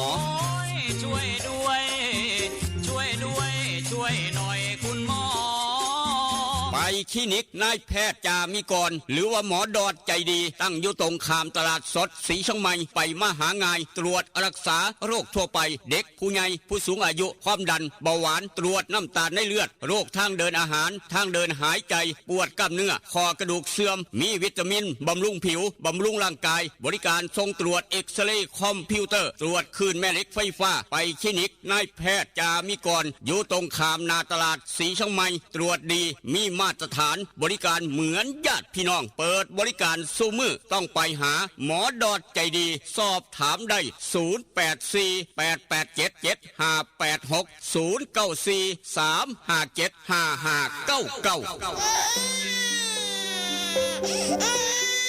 จึงยอมถอดแหวนที่แม่เคยสวมนิ้วให้มั่นแฟนด้วยแหวนแม่เพราะเป็นคำแท้ๆ100%มีใบหับประกันจากห้างกล่องแพงคำผิวนครหลวงเวียงจันทร์แม่แล้วคันได้คำจากห้างไข่คำกล่องแพงคำผิวบว่าสร้อยข้อคำสร้อยแขนแหวนตุ้มหูหูประพันธ์ถูกสนิทลวดลายงามหลากหลายทุกทานมั่นใจ100%อยู่ตลาดเศร้าม2สั้น2ห้อง36หน้าลิฟห้างไข่คำกล่องแพงคำผิวห้างไข่คำกล่องแพงคำผิวยังหับซื้อขายแลกเปลี่ยนคำได้ราคาสูงทึกใจนอกจากนั้นยังหับออกแบบคำตีคำตามแบบตามสั่งที่ลูกค้าต้องการห้านขายคำกล่องแพงคำผิวมีเครื่องกวดเซ็กคำที่มาตรฐานคำทุกเส้นจึงผ่านการกวดสอบลูกค้ามั่นใจอยากได้คำแลกเปลี่ยนคำไปห้านกล่องแพงคำผิวแล้วจะบ่ผิดหวังอยู่ตลาดเศร้าม2สั้น2ห้อง36หน้าลิฟเห็นง่ายสอบถามปรึกษาได้021214555509012พอกล่องแพงแม่คำผิวหับห้องคุณภาพกับคำทุกเส้นเด้อเจ้าเพื่อนแท้ชาวสวนยางมาแล้วนาโนพลัสยาทาหน้ายางสูตร2 พลังที่1ทำให้หน้ายางนิ่มหน้ายางไม่ดำไม่ตายนึ่งพลังที่2ทำให้น้ำยางออกเยอะออกหลายมีดน้ำยางน้ำหนักดีนาโนพลัสขนาด1 ลิตรทาต้นยางได้มากกว่า 2,000 ต้นนาโนพลัสเหมาะสำหรับยางอายุ 10-18 ปีสำหรับยางใหญ่อายุมากกว่า18 ปีใช้บิ๊กซันระวังของปลอมและของเลียนแบบของแท้ต้องชื่อนาโนพลัสของแท้ต้องมีตราสวัสดี1998นาโนพลัสและบิ๊กซันหาซื้อได้ที่ร้านวิลิตยางพาราอำเภอบ้านผือจังหวัดอุดรธานีร้านสังคมการเกษตรอำเภอสังคมจังหวัดหนองคายและร้านเคมีเกษตรชั้นนำใกล้บ้านท่านสูตรเด็ดนาโนพลัสใช้แล้วน้ำยางเยอะน้ำยางน้ำหนักดีโอ้ยเจ็บท้องแปลกๆไปหาหมอบ่เป็นหยังเดี๋ยวกะเศร้ารถพยาบาลเนาะบ่ต้องเดี๋ยวกะเศร้าตกบันไดจังสิไปโรงพยาบาลเถอะบ่เอาดอกบ่อยากเสียเงินโอ้ยถ้าสิกังวลเรื่องรักษาขนาดนี้เหตุประกันภัยสุขภาพดีกว่าบ่ครับเพราะอุบัติเหตุหรือการเจ็บป่วยอาจเกิดขึ้นได้ตลอดเวลาสำนักงานคปภ.ได้ปรับปรุงแบบประกันภัยสุขภาพใหม่ให้สามารถวิเคราะห์เปรียบเทียบก่อนตัดสินใจซื้อได้ง่ายขึ้นโดยกำหนดคำนิยามใหม่ให้ครอบคลุมวิวัฒนาการทางการแพทย์ปัจจุบันกำหนดผลประโยชน์กรณีผู้ป่วยในออกเป็น13 หมวดกำหนดเงื่อนไขการต่ออายุกรณีครบรอบปีกรมธรรม์ขั้นต่ำได้ฮอดอายุ69 ปีกำหนดเงื่อนไขให้บริษัทรับรองการต่ออายุสัญญากรณีครบรอบปีกรมธรรม์ กำหนดหลักเกณฑ์การมีส่วนร่วมจ่ายและการให้ส่วนลดเบี้ยประกันภัยเพื่อให้เกิดความเหมาะสมและเป็นธรรมกับผู้เอาประกันภัยทุกคนคุ้มครองผลประโยชน์ในการรักษาพยาบาลทั้งผลประโยชน์ชดเชยสำหรับผู้ป่วยในและผู้ป่วยนอกพร้อมผลประโยชน์เพิ่มเติมอื่นๆโอเค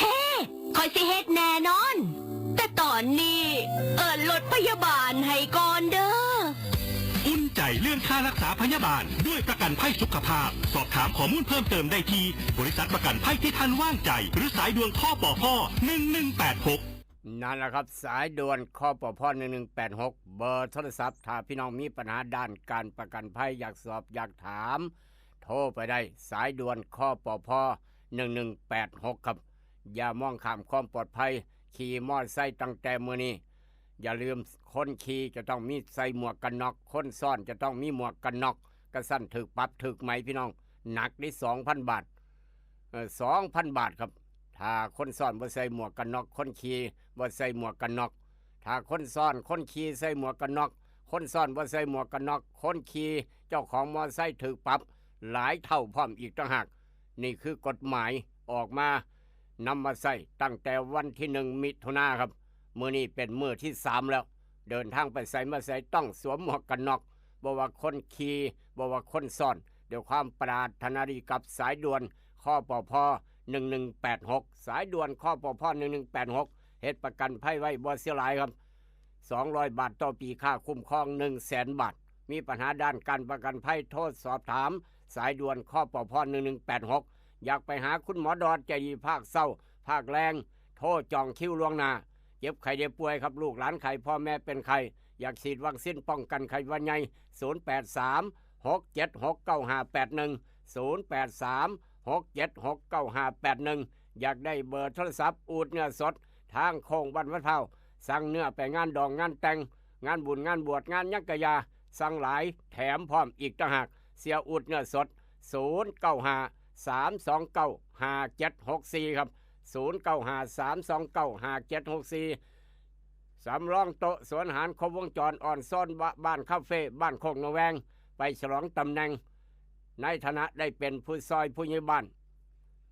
ได้เป็นผู้ใหญ่บ้านได้เป็นสทอบต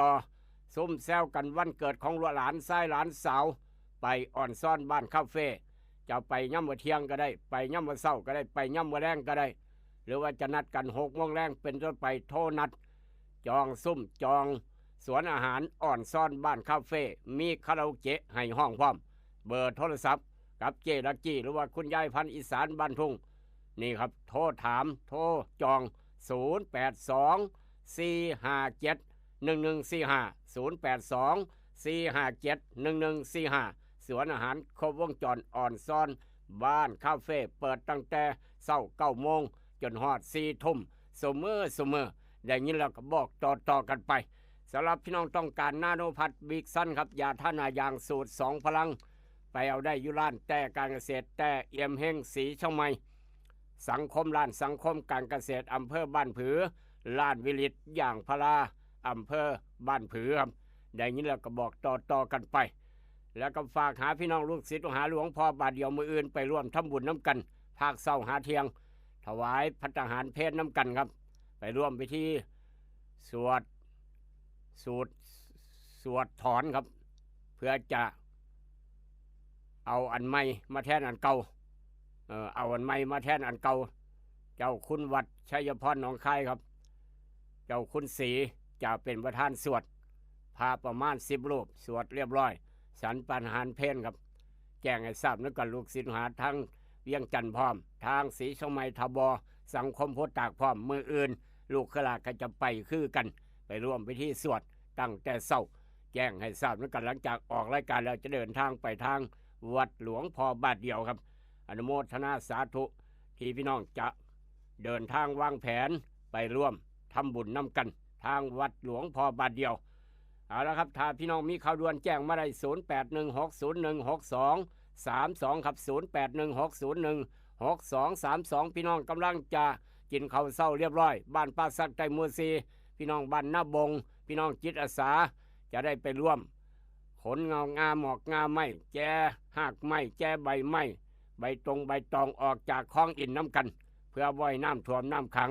ล้นฟังมาท่วมให้ท่วมหน้านี่ยากดิพี่น้องท่วมหน้านี่ยากที่แท้ดิถ้าน้ำท่วมมาครับเพราะฉะนั้นต้องไปเอาออกช่วงน้ำยังว่าท่วมยังไปมาหาไงเนี่ยครับไปเอาออกงาไม่หรือว่าพวกจอกพวกแหนซอยกันขนออกจากทางน้ำจะได้ไหลสะดวกสบายมือนี่มือที่สองคาดว่าน่าจะแล้วเสร็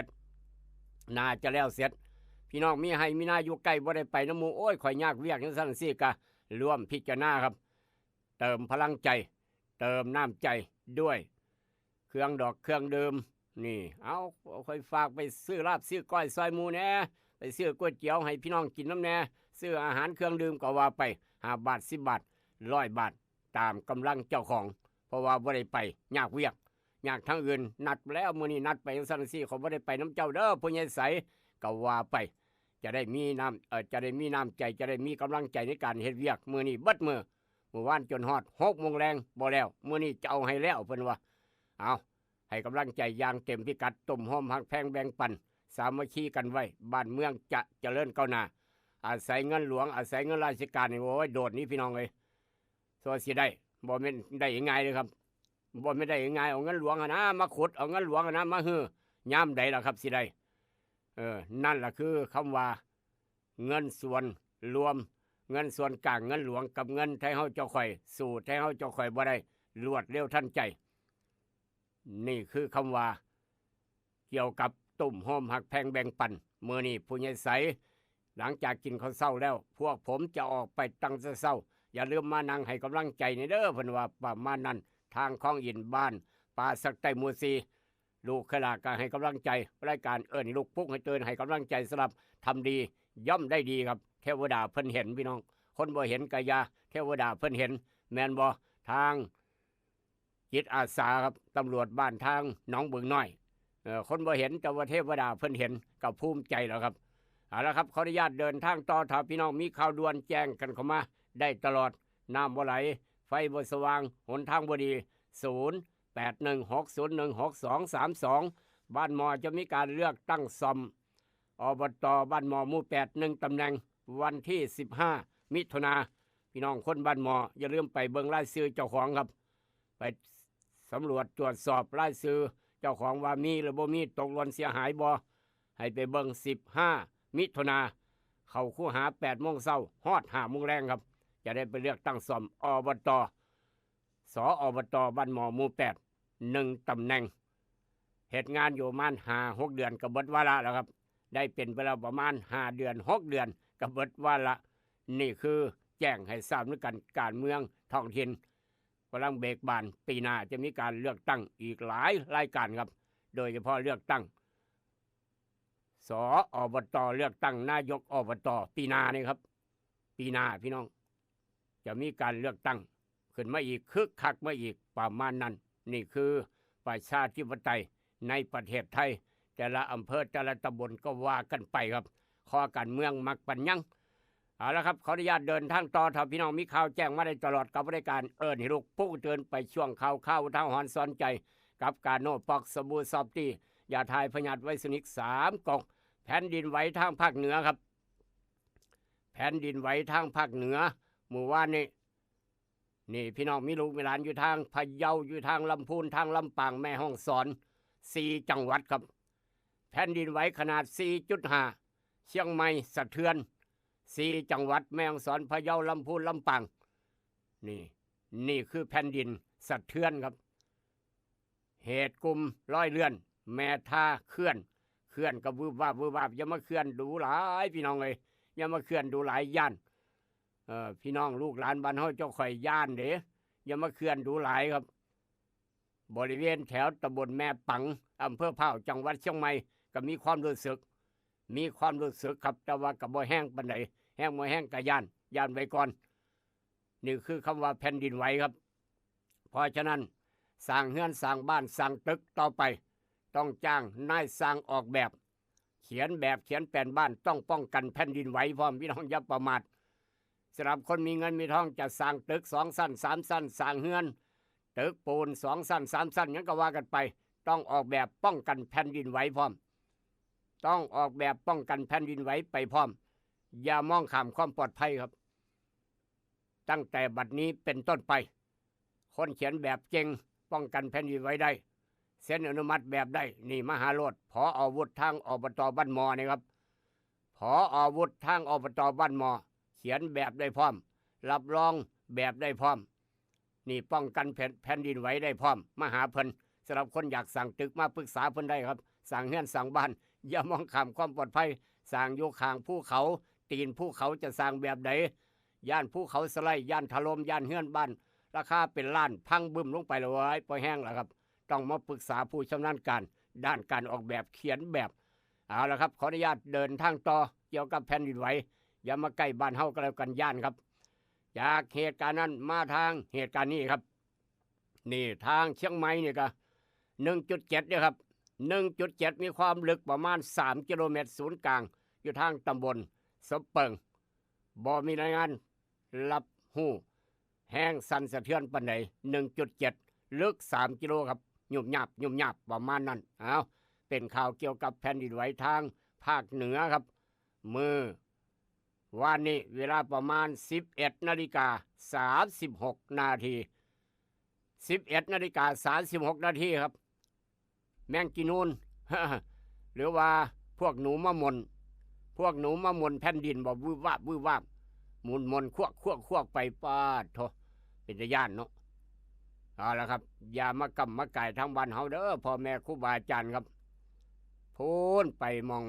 ไปหาแผ่นดินไหวอยู่แถวดาวอังคารพุ่นนะอย่ามาใกล้แถวนี้ครับพี่น้องชาวโลกย่านจากเหตุการณ์นั้นมาทางเหตุการณ์นี้นี่แหละครับอุบัติเหตุเกิดขึ้นได้ทุกเสี้ยววินาทีรถบัสด้วยครับราคาเป็นล้านคันใหม่พร้อมอีกต่างหากรถบัสราคาเป็นล้านคันใหม่ครับ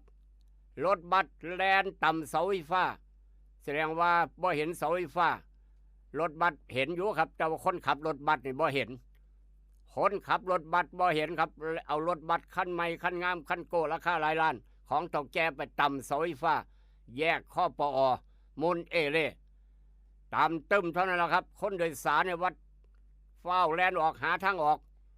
แก๊สหัวอีกต่างหากเพราะรถบัสคันนี้ใส่แก๊สไหลคนบาดเจ็บระนาวครับอพยพคนโดยสารบุญเลยครับเมื่อวานนี้โอ้โหเป็นตะย่านดีแก๊สบระเบิดครับเขตสายไหมแถวขาออกแขวงสายไหมเขตสายไหมกรุงเทพเมื่อวานนี้ครับ 11:05 นาทีนี่ละความตายแขนคอดทุกบัดยางเพราะฉะนั้นอย่ามองข้ามเด้อไปเฮ็ดประกันภัยอุบัติเหตุส่วนบุคคลไว้เดี๋ยวความเป็นห่วงสายด่วนคปภ1186สายด่วนคปภ1186จากเหตุการณ์นั้นมาทางเหตุการณ์นี้รถกอล์ฟพี่น้องรู้จักว่ารถกอล์ฟกับรถสนามกอล์ฟนะ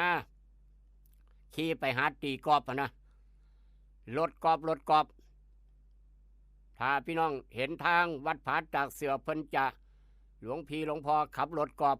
ท่านพระอาจารย์ขับรถกอล์ฟนี่รถกอล์ฟชาร์จแบตเตอรี่ครับรถกอล์ฟไปจอดชาร์จแบตเตอรี่เอารถไปชาร์จแบตเบิดรถกอล์ฟแลนบ่ได้ในขณะกำลังชาร์จแบตอยู่รถกอล์ฟไฟใหม่ครับลูกท่วมลามไหม้เครื่องออกกำลังกายเผาอาคารฟิตเนสพร้อมโรงแรมรีสอร์ทดังจากทางจังหวัดจันทบุรีครับรถกอล์ฟไฟใหม่ในขณะจอดชาร์จแบตเตอรี่เกิดจากอีหยังระบาดนี่ว้ายใหม่ไปบัดพี่น้องเลยย้อนรถกอล์ฟชาร์จแบตเตอรี่ไฟลุกท่วมลามเผาเครื่องออกกำลังกายอยู่ในอาคารฟิตเนสเปิดออดหลอดโอ้โหเสียหายหลายแสนครับช่วงเวลาประมาณ3:30 นาทีเมื่อคืนที่ผ่านมานี่ครับเป็นแต่ย่านพี่น้องรถกอล์ฟชาร์จแบตอันตรายรถใหญ่คือกันรถที่ใส่ไฟฟ้าครับรถไฟฟ้าเนี่ยชาร์จไว้อันตรายคือกันอย่ามองข้ามความปลอดภัยครับบอกกันเตือนกันจากเหตุการณ์มาทางเหตุการณ์นี้นี่กฎหมายแพ่งและพาณิชย์ผิดกฎหมายแล้วน้องหลาคำแพงเลยไปจังไหนมาจังไหนน้องบาทนี่เนาะผิดกฎหมายแล้วครับงานมันครับเป็นอย่างคือว่าจังสั้นงานมันโอนละเวงครับมันแล้วบ่แต่งปั่นเพลงตัวนี้เนาะมันแล้วบ่แต่งปั่นเพลงของนักร้องดังครับมันแล้วบ่มาแต่งทำท่ามันอย่างโอ้โหอลังการครับมันบาดนี้ฮอดมืดแต่งบ่มาจ้อยเดือดทั้งสองฝ่าย ฝ่ายเจ้าสาวก็เดือดฝ่ายผู้ชายก็เดือดเจ้าเบาเดือดคือกัน แต่ว่าทางเจ้าเบายอมครับยอมแล้วจบด้วยดีมื้ออื่นเจ้าเงิน50,000มาจ่ายว่าซั่นว่าเงินขาดเตรียมงานแต่งนี่ครับ50,000กำลังเตรียมงานอยู่หลังจากนั้นอย่ามาวุ่นวายกันอีกเด้อเพิ่นว่ามันแล้วบ่แต่งครับมันแล้วบ่แต่งบ้านนี้เจ้าสาวเริ่มเตรียมงานแล้วเบิดไป50,000เจ้าบ่าวก็เลยจะเอาเงิน50,000มาให้แต่ว่าอย่ามาวุ่นวายกับข่อยอีกเด้อนั่นเห็นบ่ล่ะครับเป็นจังซั่นบ่มั่นใจอย่าไปมันบ่มั่นใจอย่าไปแต่งครับโทอายขนาดฝ่ายเจ้าสาวฝ่ายครอบครัวของฝ่ายเจ้าสาวพ่อกับแม่นี่โอ้ยอายผู้อายคนอายหมู่อายพวกอายไปเบิดให้ว่าการกระจายแล้วครับการงานแต่งกระจายเตรียมแล้วอีกประมาณ2 อาทิตย์เริ่มเซาเก้าอี้เริ่มจองโต๊ะจองตั้งจองอาหารนั่นเห็นบ่ล่ะครับงานมันโอละเวงมันแล้วบ่แต่งเดือดทั้ง2 ฝ่ายแต่ว่าก็ยอมจ่าย50,000 บาทห้ามมาวุ่นวายกันอีกพ่อกับแม่ไอ้ไพ่ซึ่งกันและกันระวังว่าที่แม่ยากับว่าที่พ่อเฒ่าไม่เฒ่าเว้ากันแล้วเอายามันเถอะเด็กน้อยจังสั้นจังสี่ครับแม่ดองที่ไปใส่กับไปบัดนี้จะมาวุ่นวายกันอีกเด้อแต่เฮาลูกเพิ่นบ่เอากันว่าเด้ลูกเพิ่นบ่แต่งงานกันเฮ็ดจังได๋ว่าซั่นแต่เฮาเจ้าข่อยก็เป็นแม่ดองทิพย์ก็แล้วกันฮักแพงคือเก่าเด้ออย่าผิดอย่าเถียงกันตกลงกันโอเคเพิ่นว่าประมาณนั้นจังสี่ก็มีคือกันพี่น้องเอ้ยเหตุการณ์นี้เกิดอยู่ทางต่างจังหวัดอย่ามาเกิดทางบ้านเฮาก็แล้วกันหรือว่ามีอยู่บ่หรือว่าจังได๋ผู้หลักผู้ใหญ่ทั้ง2 ฝ่ายแล้วก็ฝ่ายมาคนมาเต็มบ้านโอ้โหครับเขตบ้านเฮาเจ้าข่อยบ่หรือทางบ้านใดเมืองใดมาพดมาเหลือถึงทางอำเภอทุ่งฝนครับอยู่ในเขตอำเภอทุ่งฝนตกลงค่าสินสอดงานแต่งกัน200,000แต่มันเอาไว้50,000ครับมันเอาไว้50,000 บาทเหตุมันเกิดบ้านนี้ไปคนละทางครับแยกทางเดินเจ้าสาวก็ไปอีกทางหนึ่งเจ้าบ่าวก็อีกทางหนึ่งจักมันเหตุเกิดย้อนหยังบ่มีเหตุบ่มีผลครับนั่นเป็นจังซั่น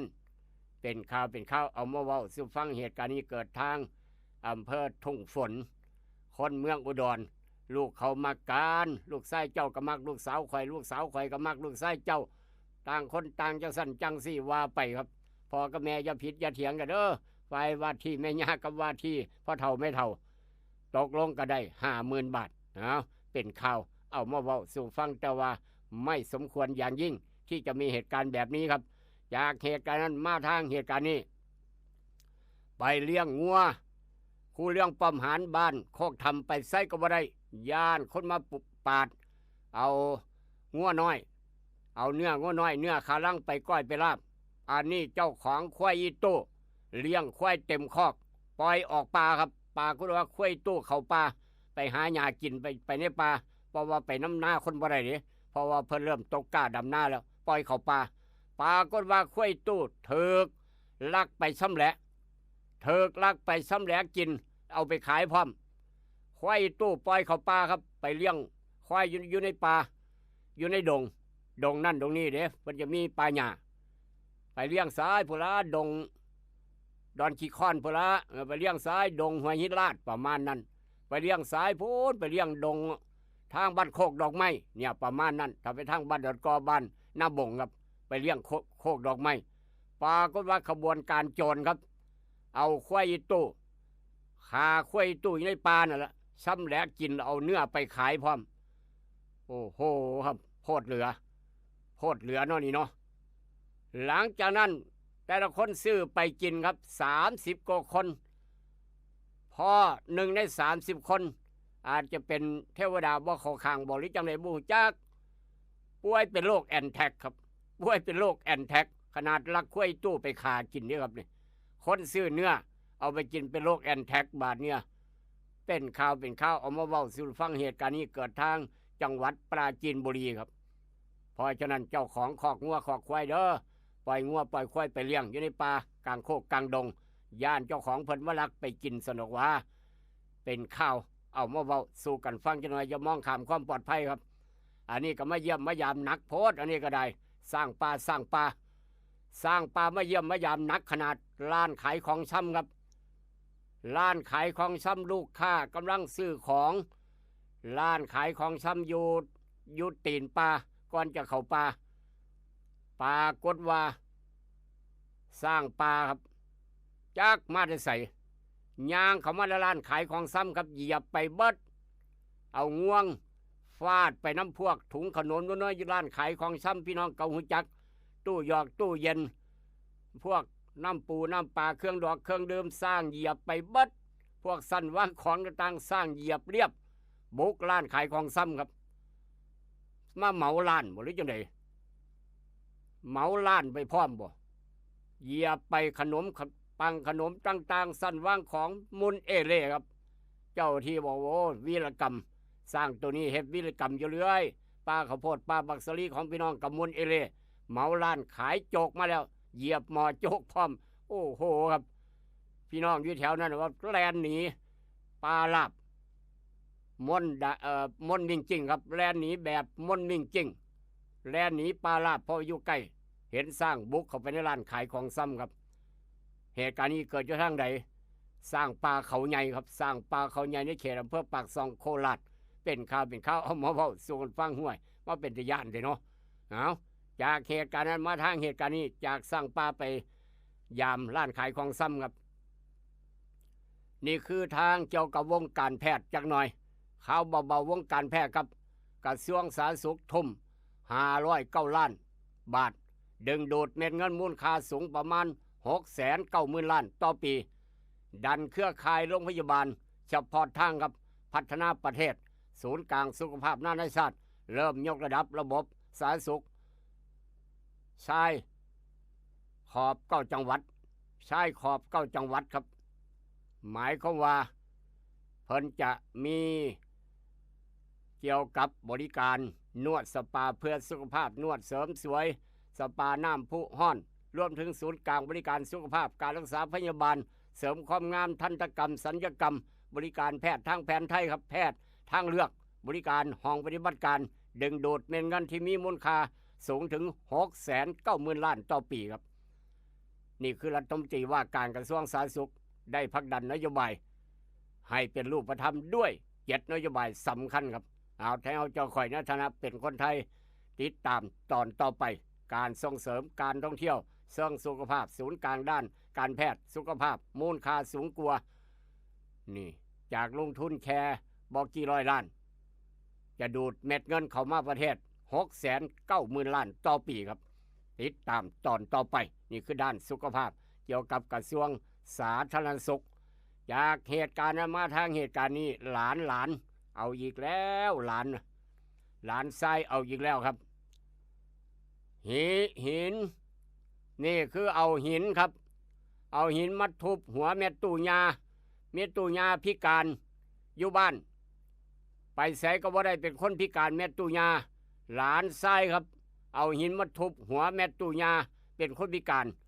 ตายคอรอเม็ดตู้ยาหลังจากนั้นหลานทรายอุ้มแม่ตู้ไปทำความสะอาดอาบน้ำอาบหยังให้เรียบร้อยอำพรางว่าล้มตายครับล้มตายเองหลังจากนั้นค่อยมารับสารภาพถูกสอบถูกสวน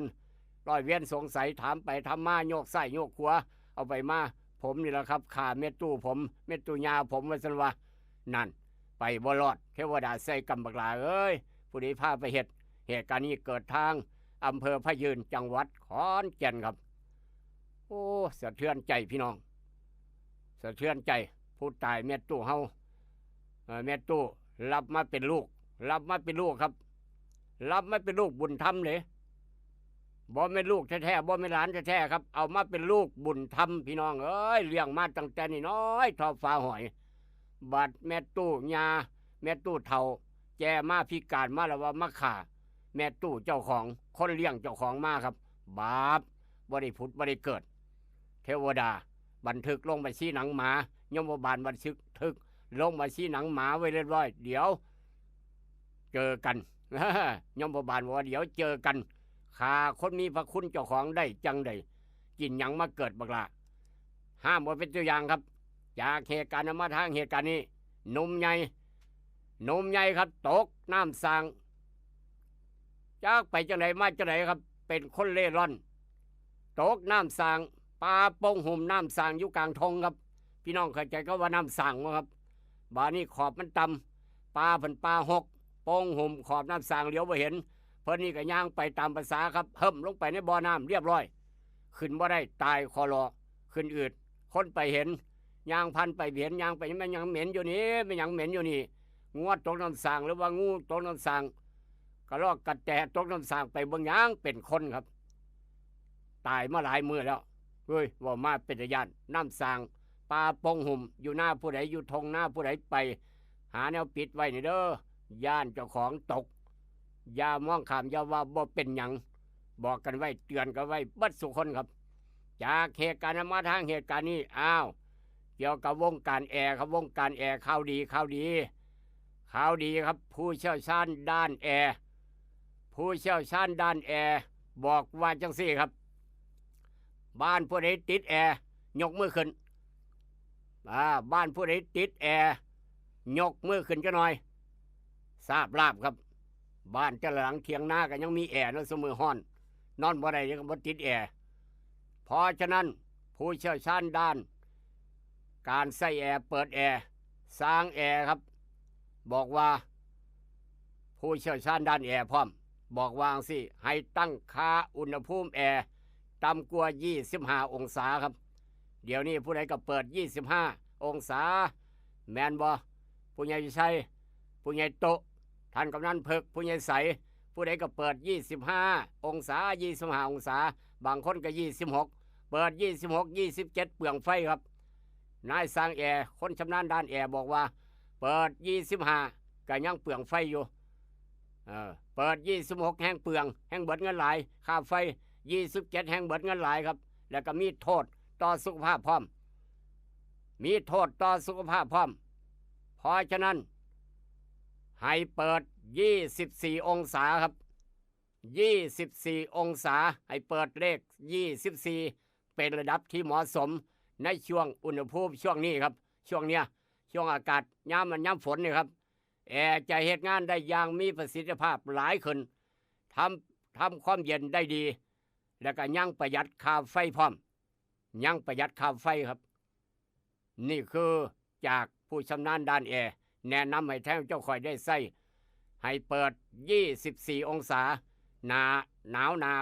ฝนนี่ครับเป็นระดับที่เหมาะสมในช่วงอุณหภูมิหนานี่แอร์จะเฮ็ดงานได้อย่างมีประสิทธิภาพหลายขึ้นเฮ็ดความเย็นได้ดีพร้อมและก็ยังประหยัดค่าไฟพร้อมอย่าไปเปิด26อย่าไปเปิด27ครับจากสถิติแสดงให้เห็นว่าการลดอุณหภูมิลดลง1องศาสามารถประหยัดไฟได้ประมาณ 5-10% ครับ 5-10% บ่เด้ประหยัดค่าไฟซึ่งเป็นตัวเลขที่บ่น้อยสำหรับครอบครัวที่ใช้แอร์เป็นประจำเอาละครับแนะนำพี่น้องนายสร้างแอร์เพิ่นบอกผู้ชำนาญด้านแอร์ว่ากันสำหรับราคาทองคำเมื่อวานขึ้นไป450 บาทครับ 52,400 ทองยูนิคอร์นเมตู้ 54,467 บาทราคาหมากปาล์มราคายางพาราครับหมากปาล์มนี่ทางอธิบดีกรมการค้าภายในบอกว่าหมากปาล์มต้องมีผลตั้งแต่31พฤษภาครับราคาจาก5บาทต่อกิโลเป็น5บาท20สตางค์หมากปาล์มครับต้องรับซื้อ5บาท20สตางค์ต่อกิโลมีผลตั้งแต่31พฤษภา2568เป็นต้นไปจากอธิบดีกรมการค้าภายในแจ้งด่วนกันเข้ามาครับแจ้งให้ทราบแล้วกันราคาขี่ยางก้อนถ้วยเมื่อวานนี้ทางหนองคายรายงานกันเข้ามากิโลละ50บาทหรือกิโลละ47บาท50ตังค์แต่ละหม่องแต่ละบอนทางเชียงคานทางบึงสวรรค์ก้าวหน้าราคาขี่ยางก้อนถ้วยประมาณนั้นโดยวิธีตกลงราคารายงานก็มาจากทางสำนักงานตลาดกลางยางพาราจังหวัดหนองคายพยากรณ์อากาศภาคอีสานบ้านเฮามื้อนี้ 6:00 นมื้อนี้ฮอด 6:00 นมื้ออื่นมีฝนฟ้าคะนองร้อยละ 40ของพื้นที่จังหวัดบึงกาฬนครพนมสกลนครมุกดาหารอำนาจโคราชศรีสะเกษเมืองอุบลบ่มีหนองคายครับนี่คือ6 โมงเช้ามื้อนี้ฮอด6 โมงเช้ามื้ออื่นของดีไม่น้อยเอามาฝากกันยาแก้ยาบำรุงโรคหัวใจเด้อพี่น้องเอ้ยยาสมุนไพรเป็นยาสมุนไพรใกล้ตัวของดีไม่น้อยก่อนจะจากกันเป็นยาบำรุงหัวใจอย่ามองข้ามใบบัวบกกินน้ำใบบัวบกบำรุงหัวใจใบเตยหอมหรือว่าอีกอย่างหนึ่งกระดังงาดอกกระดังงาไทยครับหอมนี่กุมพืชหอมเป็นยาบำรุงหัวใจขนาดแท้สมุนไพรไทยอย่ามองข้ามกันแล้วกันไปแล้วครับผมรำรวยส่งหมานอย่าเจ็บอย่าจนสวัสดีครับ เรื่องบัดนี้แบนว่าเป็นหยังอย่าเสียลืมฉลาดผู้หลัง